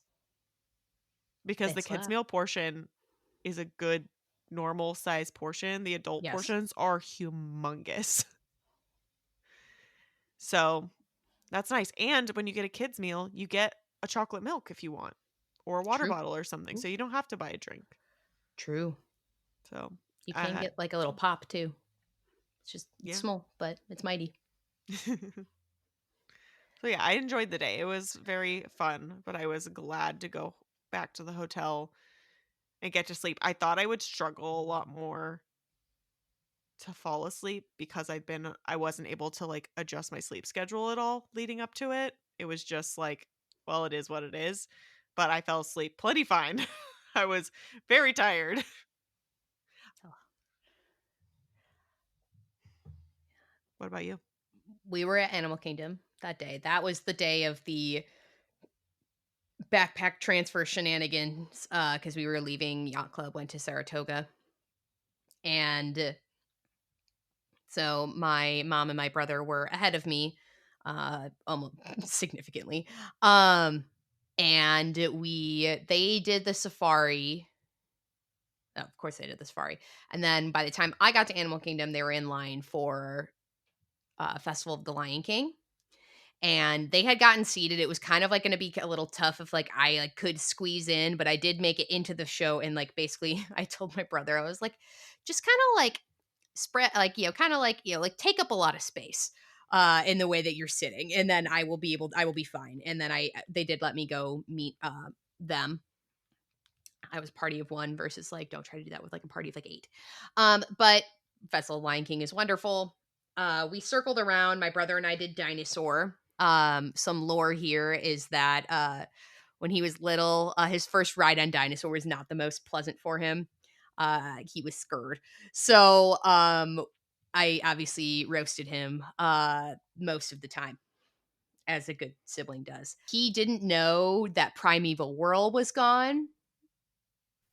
Dang. Rough He didn't surprise right there. Yeah, he didn't know that Dino Land was pretty extinct in terms of like the Chester and Hester's Dinorama. I was like, oh, I got to tell you about Cementosaurus too. She gone. And yeah, I was like, and then Dinosaur will also go extinct. So he was like, whoa. Cali River Rapids was closed because they moved up the seasonal refurbishment. My brother and my mom went to do the Nemo show, and for some reason, I don't know, maybe I stand in solidarity with Mr. Natalie and his hatred of Nemo. Maybe I just, and especially in the Nemo bathrooms, he especially hates those. I was just like, I don't know. This day was hot. And I was like, I'm gonna go on the safari. And then I see the line for safari, and I'm like, I just want to like sit down for a sec in the shade. And I actually ended up seeing other people from Dopey Strong. And we just sat and chilled in the shade and chit-chatted for the entirety of the time that my brother and my mom were in uh Finding Nemo. And I like the show, and especially if I were hot, like that was a good their AC is always crisp. We did do Everest too, but it was kind of funny because I was just chit chatting. But then we had a dinner reservation at Terralina at Disney Springs, and that we had to get off to. And we went there. That's not as early old lady dinner, but I think it was a 4 p.m. reservation. Dinner was good, and most most importantly, there's this little place right by Terralina in Disney Springs called the Happy Hound. This is near Paddlefish. I do believe that the thief is still at large, by the way. I love the Happy Hound. I love the little dog, pet stuff. And like they have these little cute signs. Like I've seen like Multi-Poo. That's my mom's other dog, who's Remy. They don't have Shishan yet, but I'm like holding up fingers. Like cute little dog, like pet stuff. Like Disney inspired pet stuff. And this whole time I had told my brother, I was like, hey, like I've never seen a Remy squeaky toy since we've had the dog. Mhm. I go into the Happy Hound, as one does, and I see some like Pixar inspired dog toys. And I saw a Remy the rat. I bought it. It was on site. I picked it up. I bought, like on site. I bought it.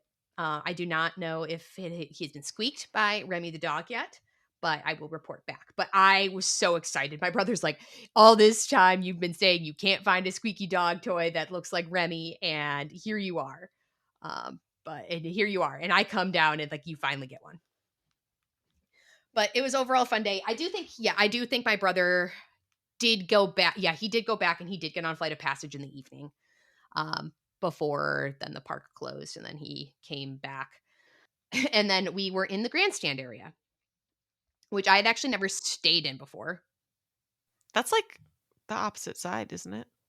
So the grandstand is like basically like if you're at the main building at Saratoga Mhm. Springs, the lobby area, like kind of like it's like you kind of like cross the street ish. Mhm. Like it's like not like street, but it's really close. So again, one of the things I say about Saratoga Springs is that everything is close.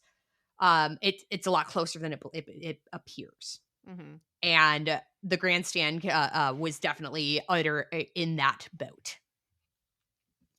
So, it was time to go night night, and I had to do laundry because I was out of clean socks, and then I did find another pair of clean ones. Um, but in my head, I'm like, I'm out of clean socks because I really tried to, knowing that I was going to have laundry, and I knew I was bringing stuff down from my owner's locker to like load my owner's locker. I was really trying to be light on things, but I think I overcorrected. But went to bed my third Murphy bed of the extravaganza, um, and got to bed. for the evening before the half marathon in the morning. So we ran half marathons. Listen to last week's episode if you're interested in hearing about it. And then we had an Epcot day planned. And this time I was I was a spring chicken. And I like pretty much like showered and rallied. Like I didn't even like kind of like sit down, I like was like back. I was like, oh yeah, like to my brother. So I was the one taking my brother around, but he had one of his college buddies who lives like near Orlando, also who came to Epcot who has passed. So he wanted to meet up with him, and then I was taking him around. So we did a nice lap around the World Showcase. I did get to introduce him to some of my favorite beverages, including the Tipsy Ducks in Love. He was very suspicious of it at first. And then I mixed it, and I'm like, no, just take a sip. And then he was like, oh my God, this is so good. I'm like, I know that when you explain it as it tastes like chocolate milk, but it's not chocolate milk, and it does not have the consistency of chocolate milk. But yes, we rested our case. I was there to witness his first rat ride. Um, What do you he think?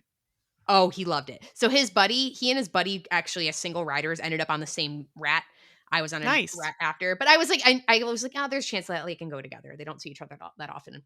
But and then I was like the rat after them, and he was like, this ride must be protected at all costs. All costs. He's like, this is so cute. I love this ride. He's like, it's so stinky. We have a dog named Remy. Remy's Ratatouille Adventure, and like he was obsessed. Did you break it to him that they're getting rid of the 3D element? No, but next time he goes, I should convince him it was always been 2D. Good idea. Good idea. But yeah, he really liked it. And then it was about time to meet my mom at Le Cellier for dinner. How was it? I've never been there. Oh, so good. I was only in the mood really for like heavy apps, which is like the way to be. It's fine. Yeah. Especially like, like I got the beer cheese soup, duh, and poutine. I actually couldn't even finish all the poutine. So much cheese. It ended up going to the boys to polish off, but it was but it was great. I mean, Le Cellier is so good. I really I like doing the steak there is obviously phenomenal. But if like you're like not in the mood for steak, like heavy apps is also like their Brussels sprouts are so good. I love a Brussels sprout. Oh, there's whatever they cook them in. As we exited Le Cellier, also that day I had my first ever violet sake. I'd never had it before. Wow. Okay. Which is like a very famous, I feel like Epcot drink, and I had never had it. I mean, I've never had it, but I've not had most of the Epcot drinks. Fair. But it was really tasty. But I kind of could tell that I knew that there was a chance of rain, and I knew that it was getting a little cooler. I'm like, I need to go back to the room and get a long sleeve. Absolutely.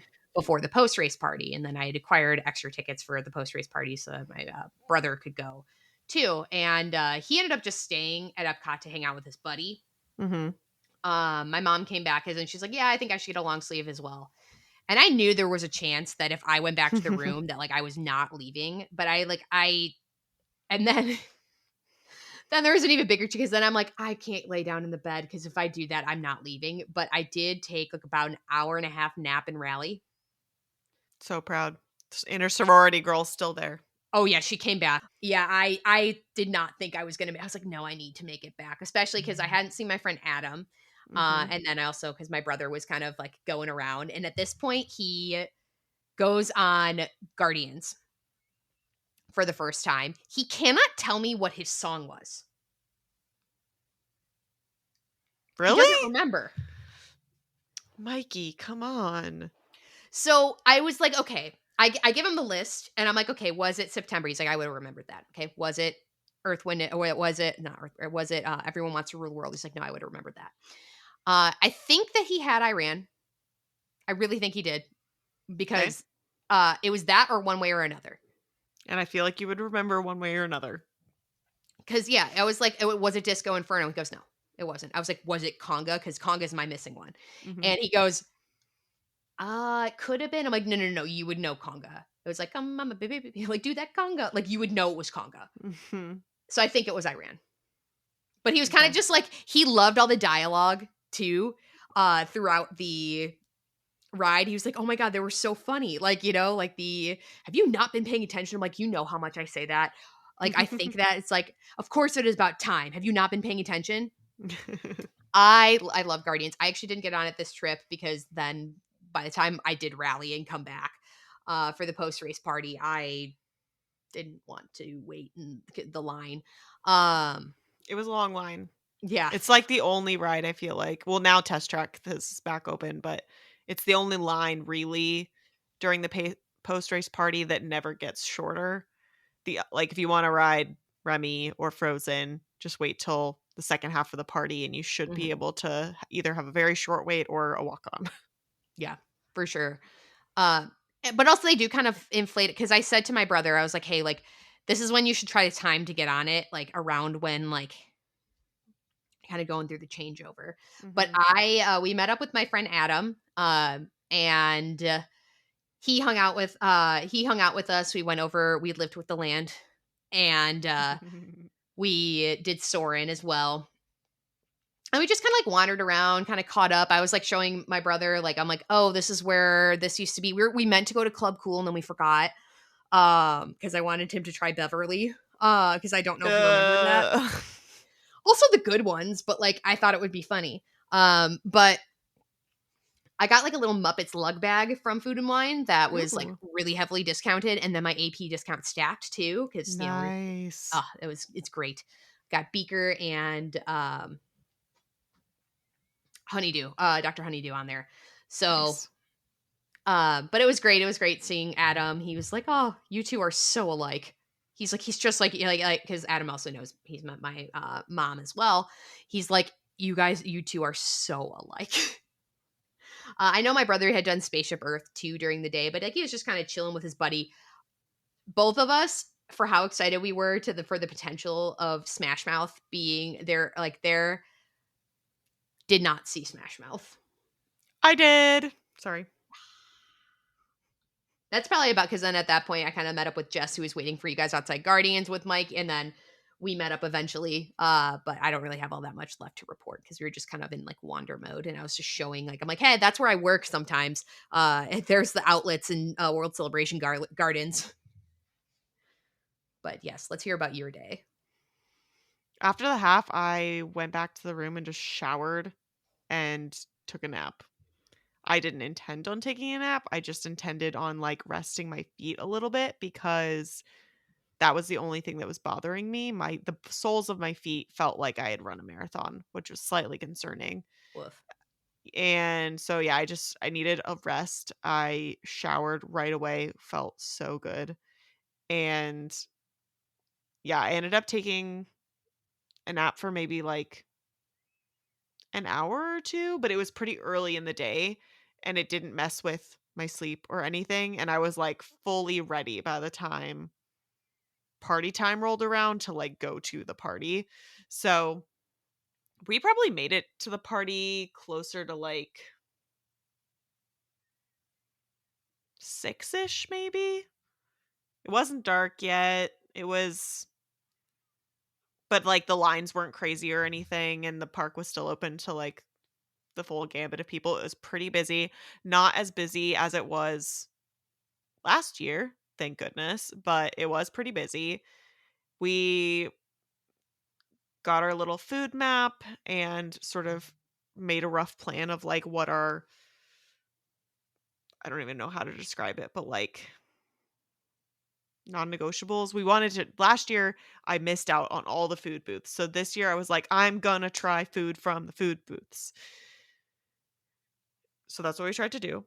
I don't remember where we went first. I basically know that I ate a bratwurst that was in a pretzel roll, kind of like a pigs in a blanket situation, but with a Ooh. bratwurst in the middle with spicy mustard. Delicious. I had a just quote unquote just a pretzel. It came with beer cheese, but it was cold beer cheese, which was odd but delicious. And because it was almost like when it's cold like that, it was almost like a cream cheesy kinda texture going on. Ooh. Yeah. So it was like w weird the first bite, but then I, like, came to terms with it and was like, "This is delicious." And that pretzel was bigger than my head. The pretzels are huge. I don't even know if they're, like, that big during the day. I mean, I imagine so. I'm trying to think because, like, I always get a pretzel in Germany. It's my favorite thing. I love, like, a Bavarian pretzel. And I know MB tried the feijoada. I really wanted to try the feijoada, but it was a very long line. Ooh, what country was that in? Feijoada is from Brazil. I Oh, think the awesome. Brazil booth was yeah, I think the booth was near Morocco. Yes, that's I think that's around where they have it usually. Yeah. I was kinda bummed that I didn't but I, like, watched MB eat it, and it looked delicious. It's if you don't know what it is, it's, like, stewed black beans and rice, kinda like red beans and rice in the South, kind of Mhm. similar vibes with, like, the stewing aspect, and then instead of, like, red beans and rice where we have, like, andouille sausage or something, they have pork belly.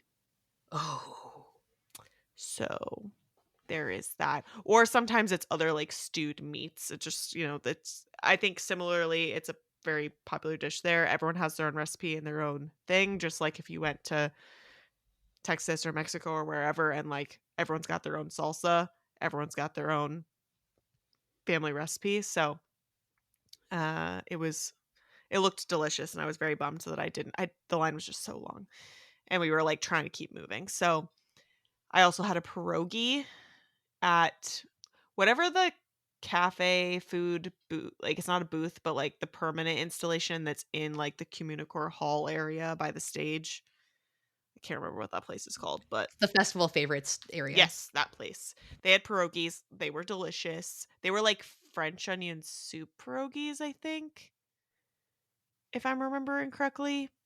There could have been something else that was French onion soup filled. Maybe there was a dumpling somewhere, but they were very good.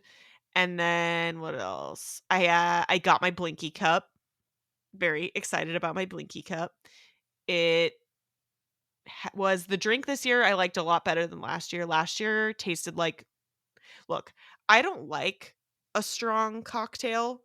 So usually I do drink the like super fruity, super sweet, that kind of thing. Maybe it's cuz I'm 30 now. But last year's drink was like a melted Jolly Rancher in a cup.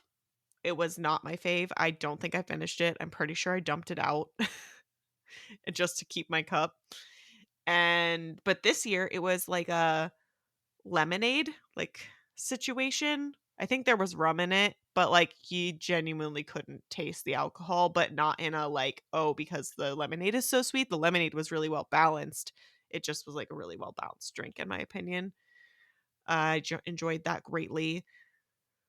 We made a few circles with like getting food around the showcase, and then as the party was transitioning and they were, like, kicking people out was when we're like, "How many rides can we, like, stack?" kind of. So we did Soarin', then we did Living with the Land. Soarin', I was so stoked because I haven't at least not as an adult, I haven't gotten to be front row on that ride where you don't have to stare at other people's dangling feet. And we weren't supposed to. They were gonna put us in the back row, but then Kat was like, "Could we just wait and go to the next one?" Like, and the cast member was like, "Yeah, sure, why not? Just go right now. Like, we'll just start filling you up." And so we got to be in that row, and it was just us. They didn't. I think there was maybe two other people, but there was like extra seats, so we kind of like got to sit wherever we wanted on the front row.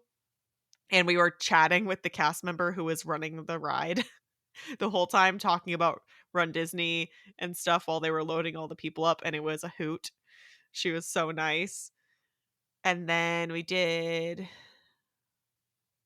after we did Live In with the Land, then we did Nemo, which it was a walk on. There was no one in that queue. It was a little bit annoying, honestly, that we had to walk through that whole queue. The queue is so long when there's no people in it.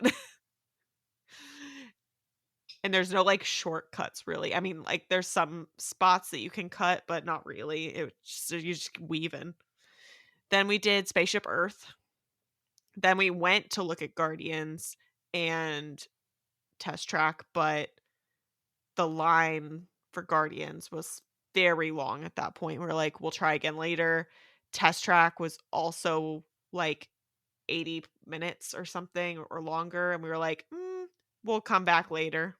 The line, like, we saw the number tick up while we were watching that the number was going up, so we're like, "Oh, maybe a bunch of people just, like, crowded in because it reopened. I don't know if I wanna stand through that." So we just made a few more passes wandering around, and then when we decided we were starting to get tired, Kat, Jess, and I started to make our way back towards the Guardians and Test Track to ride. Jess doesn't like thrill, like, intense rides for the most part, so I think she was like, she didn't wanna ride Guardians. We're gonna try Test Track. Test Track had a shorter wait, but then it started raining and they shut it down. So, like, it was not an option, and Jess wasn't gonna ride. Jess stopped to take photos with Spaceship Earth, and so we were like, "Alright, we're just gonna get in line for Guardians." I think the posted wait time was, like, 90 minutes, which we were not stoked about. We were like, "Basically, we're gonna ride the ride, and when we come out of the ride, the party's gonna be over." And we'll just leave. And we're like, but that's okay because I didn't get to ride it last year, and this was my only opportunity to ride it on the trip because there were no lightning lanes available, so I couldn't like buy my way onto the ride. So I said, "You know what? It's fine. Like I'm tired anyways. I can just lean against the railings and like we can slowly make our way to the front." We didn't even wait 30 minutes, 45 minutes maybe. It was weird because we got into the queue and we were like they were using the full queue. That front room, like I've been in there before where they're like just basically bypassing you, just walk all the way up and start in sort of the display case area. But we walked in and we basically our line started just inside the automatic doors. And we moved a little bit, but then the line was stagnant and I realized like people were sitting on the floor. Like not just a few people, there's always some rando sitting on the floor, but large quantities of people sitting on the floor, and I'm like, "Oh, maybe the ride's down and they just haven't posted that it's down or whatever." We probably waited for 20-ish minutes in the same spot without moving, and lots of people got out of line, and then all of a sudden, it started moving, and it started moving quickly. We're like, "Wow, like, they're really pumping." Like, it it moves pretty well anyways because they can shove so many people in the pre-show generally that, Mhm. like, the queue before the pre-show moves well, but then we got up there and we realized they were bypassing the pre-show. So we didn't see the pre-show, they just were sending us everyone through, so the line was, like, really moving. So, yeah, I think we got basically, it only took us the, like, 5 or so minutes to actually walk through the queue and basically get sorted on to whatever car we were gonna be on, and I finally got a new song. I've gotten September for forever, and what did I get? Do you remember what I got? Help me. Um, I don't remember if you guys report was it one way or another? Yes, it was. Thank you. Historian. Thank you. Thank you for your brain. I was so excited though. Like I really enjoyed that song. I was having the time of my life and I was just so excited to be on the ride and to get a new song because I'd only ever gotten September. Every single time I've ridden it, I've gotten September. So it was a really good way to finish the night. Even though it only took 30 minutes, by the time we got out, we were just like, you know what? It's raining. I'm good. Let's go to bed. Goals had been accomplished and I was out. Which just ended up being good because it wasn't like raining hard or anything while we were walking back to the buses, but by the time we made it to the bus and we're standing in line, it definitely had picked up for sure. And we waited for our bus back to Pop for a while.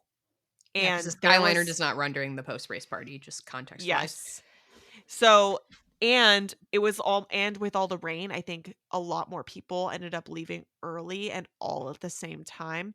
So, the, like, queue area, we were backed up, like, Pop is if y is the very last one at the end of the section they're at. So we had filled the whole queue, plus then the line had backed up all the way out of the bus area. It was so long. Not just, like, out of our queue, past the Mhm. other 3 queues and all the way down, and they were starting to talk about, like, looping people into another queue, and there was no buses coming. We watched, like, 3 Caribbean Beach drive by. We watched a bunch of other resorts, multiples of those resorts drive by and not a single pop bus come, Brutal. and we're like, "Did they forget about us?" Because most I mean, obviously, it's a post-race party, so they knew the other transportation wasn't working, but did they forget that, like, people are staying at this resort and we need transportation? Like, what the heck? And we were lucky because we were gonna get on whatever that next bus was because we were at the in the, like, first row Mhm. of that queue, but people in that line probably waited over an hour for a bus just with, like, because we found out that the person who came in the bus we ended up taking, they were supposed to be running for a different they were supposed to be doing a different route, and they were basically asking people to volunteer to get off their route to come pick up people for pop. Wow, that's crazy. I mean, I like wide-eyed that, but as if I haven't had as if Maz and I have not come to the conclusion when staying at Pop once in a rain situation. It was a thunderstorm, so the Skyliner was down because the line was so long that we decided to go to the Contemporary to take a bus or go to Magic Kingdom, like bus line to go back, and then we went into Magic Kingdom after Yeah. saying we weren't going to do it. But like we were like we waited so long and had and I remember it was the same infrequent bus thing too. It was kind of nuts. Like, The only time I've ever had a similar bus situation with Disney because genuinely, Disney does know what they're doing with mhm, transportation, is when I've been at Disney Springs and we took the boat over from Port Orleans, but then it starts raining, the boats don't run when it's raining, and so then we had to get a bus and same, like, I think there are just less buses on the Pop or not the Pop, but, like well, in this case, Pop, but in for the resorts that have alternate transportation, yeah. they don't have as frequent of buses, so then when those other transportation options get taken out, they have to scramble to staff that stuff, especially if it's later in the evening, like the post-race party, where they probably have a lot of people about to clock out, people going home and As such, well as there so was a Mickey's Not So Scary that night. yeah, so it was so busy for them. Yeah, but then I conked out hard. I was so tired. My feet hurt so much at that point, and I was like, I was on the verge of crying, having to stand waiting, but I just went straight to sleep. I think I fell asleep before anyone else in our room, which was impressive because I hadn't done that any other night. That is impressive. Yeah. So into the next morning, checkout morning. I was running some last minute laundry. I was just, doing some stuff and then had a 10:30 or 10:20 I think reservation at Crystal Palace. That was a special request of my brother's because when he was little, that was like his like calming place. That was his happy place, the Crystal Palace. So he's like, "All right, we're going full circle, my boy Winnie the Pooh." And my mom decided she didn't want to come along for that, and so we had an open spot. Also, with like a reservation for 3, usually making it 4 is not too bad. So Hannah joined us Yee. at the Crystal Palace, and my brother, he is all weekend, he's clad in the Winnie the Pooh ears, and sorry, Eeyore, Eeyore. Eeyore. I need to put some respect on my boy. Magic band and then the Eeyore ears. But going inside Crystal Palace was such a blast from the past because it's been so long since I've been in there. Man, it was just, oh man, it was so good because they have Pooh Bears in a stationary location where, like, kind of on your way out, you go you would go wait for Pooh Bear, Tigger, Eeyore, and Piglet all loop the restaurant. But my God, is that place timeless in a way? It is the most wholesome experience you will ever have. Oh my They are God. so kind, and obviously, with it maybe it's not obvious, but, like, Winnie the Pooh is a childhood, like, more so than I think any of the other characters, geared, like, Mhm. character group, And so there are a lot of families there with their very small children and babies who are having this like first time experience. And in a least creepy way possible, it is the best people watching Oh, because it yeah. is so wholesome and the kids are so incredibly like truly joyful and happy and like when you're that age like it's real for you, but like it's a different kind of awe that you see in a small child's face and it was glorious. Also, they have churro waffles. The infamous Mickey churro waffles, the Disney Cruise Line ones, and let me tell you, this was so high on my list because what we had done, we had taken Greg's advice. I purposefully had gotten, like, a reservation that was close to the cutover for, between breakfast and Lunch. lunch 'cause we brunched. Yes, we did. Let me tell you, I mostly stuck to the breakfast items, if I'm being real with you, but those Mickey churro waffles were everything and more. I could have eaten a mountain of those waffles and nothing else, and I would have been so happy. They are Oh, so much better, like, not even in the same league compared to a regular Mickey waffle, and I like a Mickey waffle, don't get me wrong, but they are so much better and honestly, might be better than any of the churros in Disney World. oh, maybe the Nomad one. Yeah, that's what I'm like, caveat, maybe Nomad, but they're so good. So good. They absolutely live up to the hype, and all, like, Mhm. the other breakfast items I thought did too. The whatever Yeah. eggs I got, the different like because I took a picture of my plate because I knew I wouldn't remember. Mhm. I mean, sausage, like, the hash I got, it was basically, like, tasted like in a Chicago Italian beef. Yes. It was, it was like peppers and onions and, like, sausage and stuff, I It think, basically in was the everything but the hash. bread. Yeah. It was so good. It's And like then Jardiniere.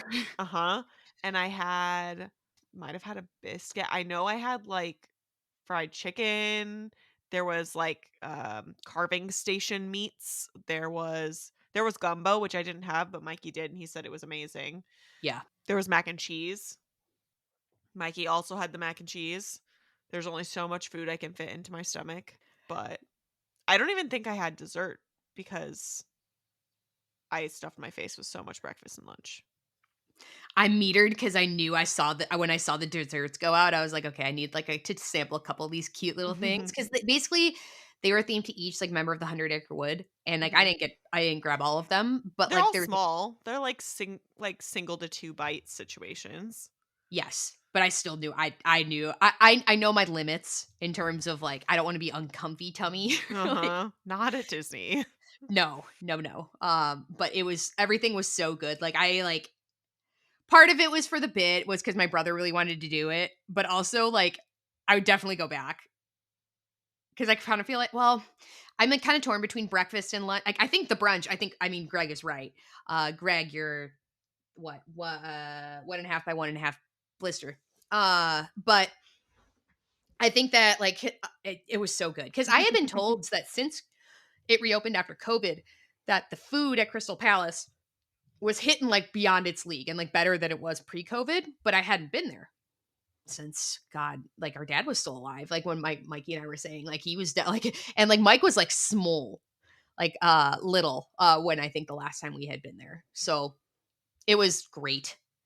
Um, very much enjoyed the food, and the character interactions. My brother was a hoot with his Eeyore ears. Eeyore loved it. Eeyore was all about it. Piglet was super cute too. Um, Tigger, ugh, my boy Tigger. He's just so good. So good. But after that, my mom had finally then gotten to the park. And then it was time for us, obviously, in great time, time for Middle Monday photos. And something that was like really great is that this is the first time, at least, I've done some of the like pre-set up. Mhm. Um, well, we did Dis Tiana's they're actually before we did that, but yeah. But Run Disney is learning their lesson or Disney is learning their lesson because they have expanded for sure the, offerings and the number of photographers and Just the even setups that like this is Run Disney only. I think it's fantastic Mhm.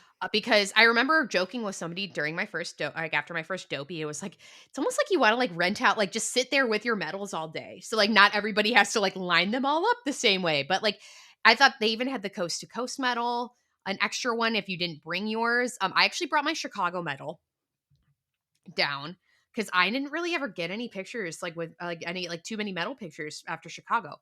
And it's funny because that's like a nice size medal, but next to the Disney medals, it's a dwarf. And not my boy Dobie. Yeah.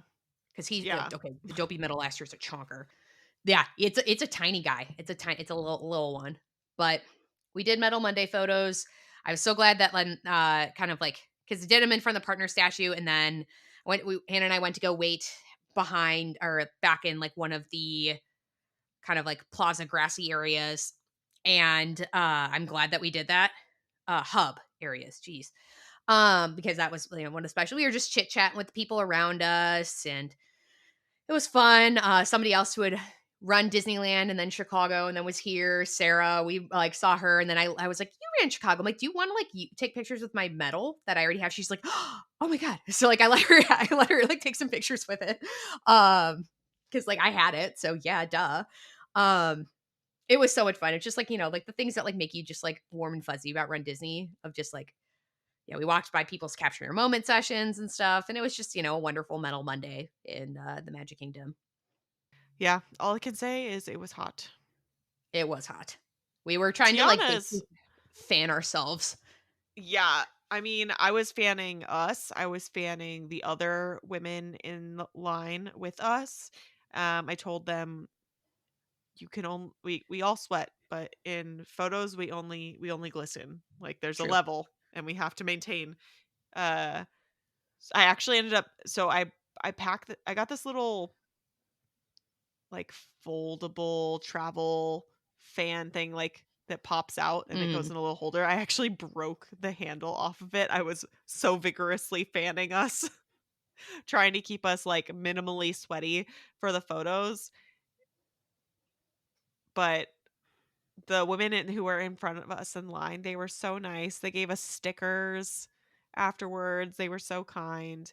And I really, even though it was kind of like long time to stand on that line, I was really glad that we did.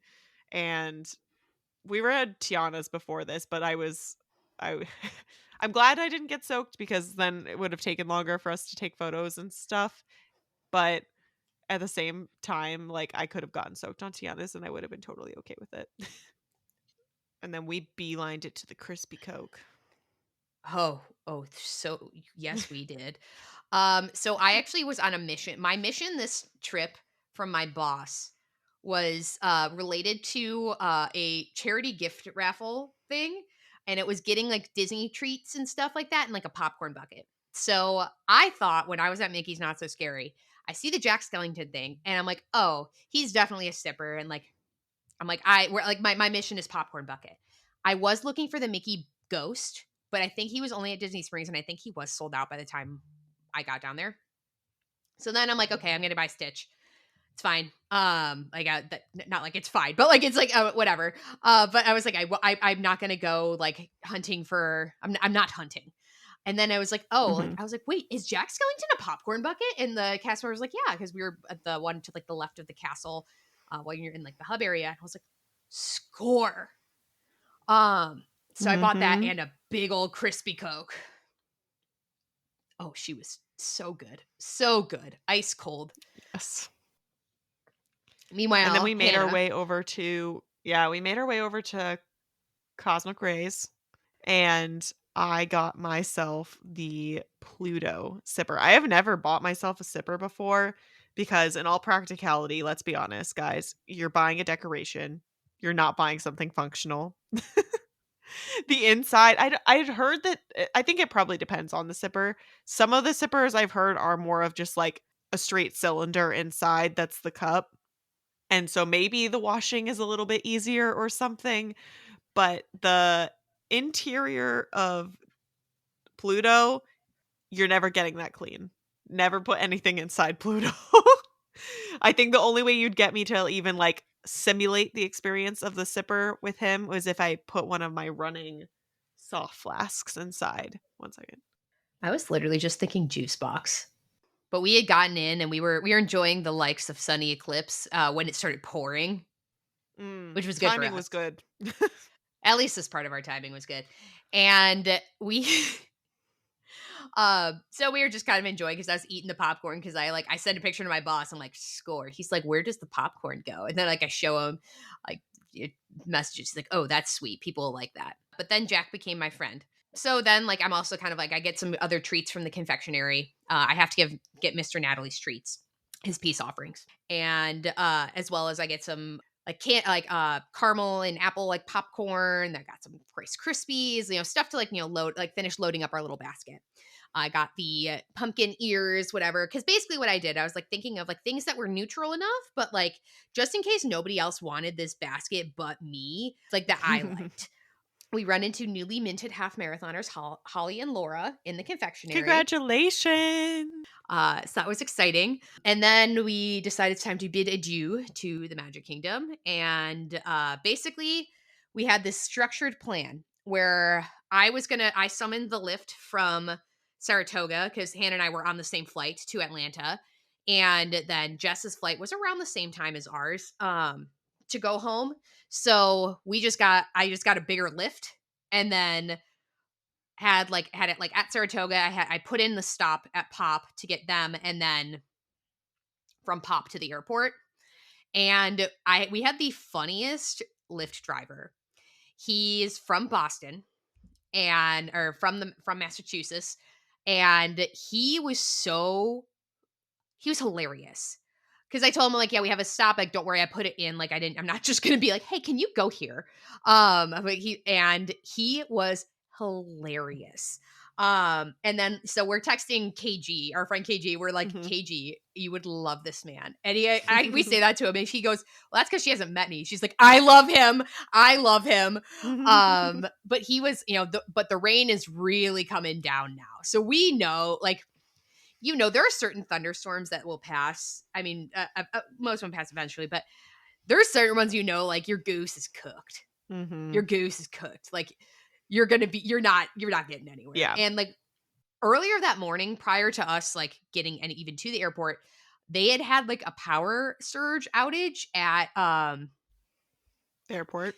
and you had to walk. You didn't take the monorail to They were the further down. gates. They were down. You had to walk it. Which I would find that fun. It's like an in-show exit except for after a race weekend and it's hot. No, thank you. That's true. But so we get to the airport. We know we're delayed at this point, and basically we're starting to creep into the time where I know that I know I'm not getting to Omaha. So I already send the message to my boss. I'm like, hey, there's no way I can there. I actually had a decent length connection this time and originally, but we are delayed. Didn't even go through security for a while, delayed. Because it was all right, well, what's the point? Mhm. And we met up with a friend, so Yes, we saw Sarah again. Also headed back to the Midwest. So we were just sitting chit-chatting and, you know, we're watching basically a whole screen of red of cancellations, delays, etc. We're like, yeah, it is what it is. And I'm somebody who likes the airport. I like yeah. the airport a lot. I used to travel quite a bit for work. And but I gotta say, I think my one of my rings of hell is probably what we experienced that they just there's It was people so everywhere to bad. the point where there is not just nowhere to sit. There is just nowhere. There's a long line that's not moving to get into a Delta Sky Club. There is there's an hour wait to get into a little any restaurant, any sort of place to eat. You can't eat anywhere. This is what the version of this is one of my rings of hell. Yeah. I stayed in line for the Sky Club, and Natalie kept making loops of the concourse, trying to see if there was. We did put our name on a restaurant wait list. We did. Did not end up getting called before we had to eventually get on our very delayed flight. But Natalie, the hero that she is, scored us a seat next to Burger King, and we ate a pizza that when you first opened the box, I was a little like, "Yeah, this matches the vibe," but it was actually pretty tasty. It was pretty tasty. For the fact that it was one of the only things in that area where, like, some of the light they were, like, starting to clean up from, like, the different, like, little there was a taco place that looked pretty good, but they were closed. There was the Burger King, which just had a really long line because it was the only thing open, but the pizza, it hit. It hit when it needed to. Yeah. And, it was one of those things too where I talk about this all the time, which I think I jinxed this when I talked about the travel frazzle 2 weeks ago. I'm like, "Ha, ha, ha. Whatever travel frazzle we have, bye." I think when you take a late flight out of Orlando, there is a good probability you're gonna have some kind of travel frazzle because just the nature of Orlando and the humidity and the weather, there tends to be rain in the evening, afternoon there. So you're at more risk of things going awry. Counterpoint, Okay. had I taken the responsible flight, the Mhm. 2 p.m. Oh, it flight, would have been worse. it was boarding when we were boarding on our 7:57 p.m. flight that left at 9:40. Yep. So it was boarding. So I like took a pic and, like, like, it's always that thing of like, "Oh, I should have been more responsible." It would not have helped me. Nope. I just would have been in the airport longer. Mhm. So, nar. No. Literally, I think I'm getting better. you are. I think by the time that, like, I think wheels had maybe just gone up for us in Orlando, my flight was, like, boarding and getting close, or my flight to Omaha was getting boarding and, like, close to the end of boarding. But for some reason, the Delta app, and I still haven't whined about this yet, like, it thought that I got on that flight. I'm like, It wouldn't let her rebook. They didn't normally it like figures out that you never got on because they yeah, know that your boarding pass never got scanned. So then they just rebook you automatically. No. s no. And I'm, like, I'm, like, looking like, no, like, flight is, like, this I'm like, I am not on that plane.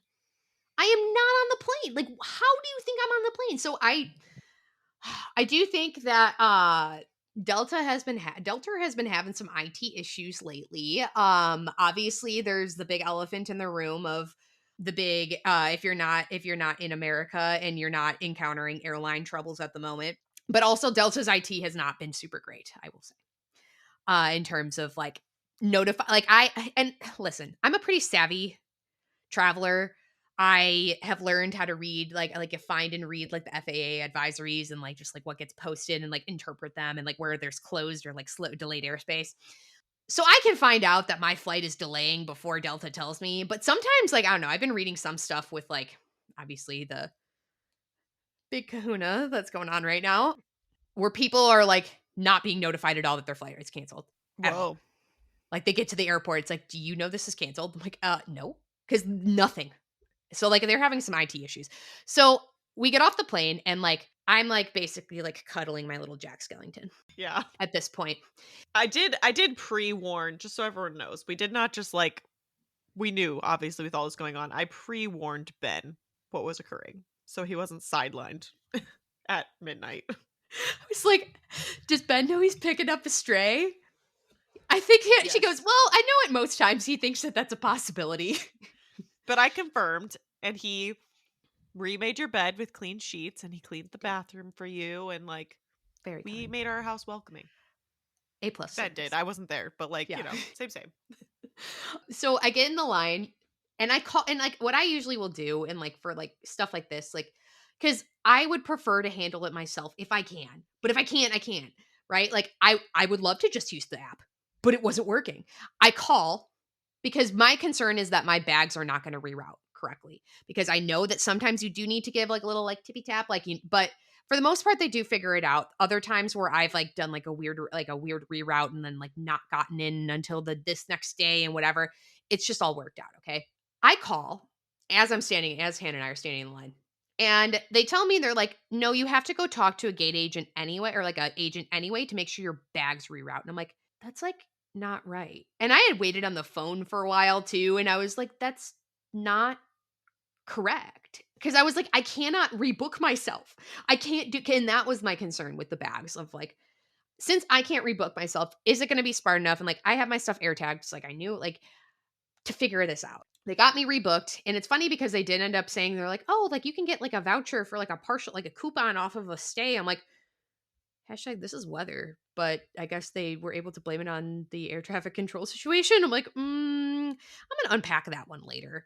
But I got rebooked for the morning, and then we headed off to a side quest to Hannah's home.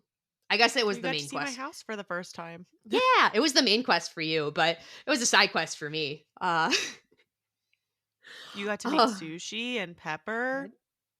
I did. I It's the first time I think I've spent the night with a cat and like in the home of a cat, and I did pretty Mhm. well.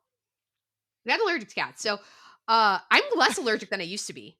I honest to God think so because I probably if I were like super duper allergic, I would have been like, okay, we're gonna go to a Marriott and like not like like it's your animal, it's your animal's home, right? To Like be fair, that's what my grandma's doing when she comes to visit. She stays at a Marriott. Well, she stays at a Hilton. She's a Hilton lady. I am a Hilton lady myself, but like at midnight, like beggars couldn't be choosers. I would take what Delta would give me, and they're paired. But I got to meet Pep, Mhm. very exciting. Yeah, Sushi even like rubbed her head up against me, didn't bother me at all. Like meaning like like I mean like itchy. Like I was very much loving the lovin' from little Mhm. Sush. She was very friendly. She was like, oh friend. My older brother, he did get a picture of Sushi. I was like, he's like, ooh, who's the cat? I'm like, it's Hannah's cat. He's like, he tried to like, he's like, is that calico? I'm like, no, it's a tortie. Don't know much more about it, but I do know that part. Yes, she is a tortie. That's about all we know too. Oh, great. Love that. But I had kind of like notified like whatever. And I I had a whirlwind of a morning. Hannah lovingly brought me back to the airport. You were not awake. We had a No, redo of Halloween 5Ks last year. I had to wake you up. I was like fully dressed and I was like, there doesn't seem to be any movement. no, Hmm. I was conked out. Not a single like I don't know, whatever lightning reflexes I had to turn off whatever alarm I had set. Nope, nothing. Then it was time to go home, again snuggling with Jack Skellington. And it was very much like the perfectly timed whirlwind where like my bags were like like we landed a little early. It was raining and cold in Omaha. And then I drove directly to work. I showered in the Ugh. basement because I had like kind of clean, like work appropriate clothes. Because obviously, it's not like I'm bringing like a business cash because I had like an in person office meeting and then volunteering that day. So I basically like in like a masterful, like this, not like I had to go like all correctly, but basically like the timing worked out like almost perfectly. I was ready with like 10 minutes to spare and another happy landing. It was a whirlwind of a trip, but it was a good one. If you enjoyed listening to our show, please leave us a review and a 5-star rating. We love reading your reviews out loud. You might even be featured on a future podcast episode. We have a community spotlight on our Instagram at Stride Sisters Podcast. If you want to be featured for a Metal Monday, Finish Line Friday, or any accomplishment you want to celebrate, send us a picture via our social media platforms or our email. And to continue the fun, join us on our Facebook page. All the ways to connect with us can be found in the show notes. Thanks for listening. Until our next adventure, we're wishing you endless miles of magic and memories. See you next time.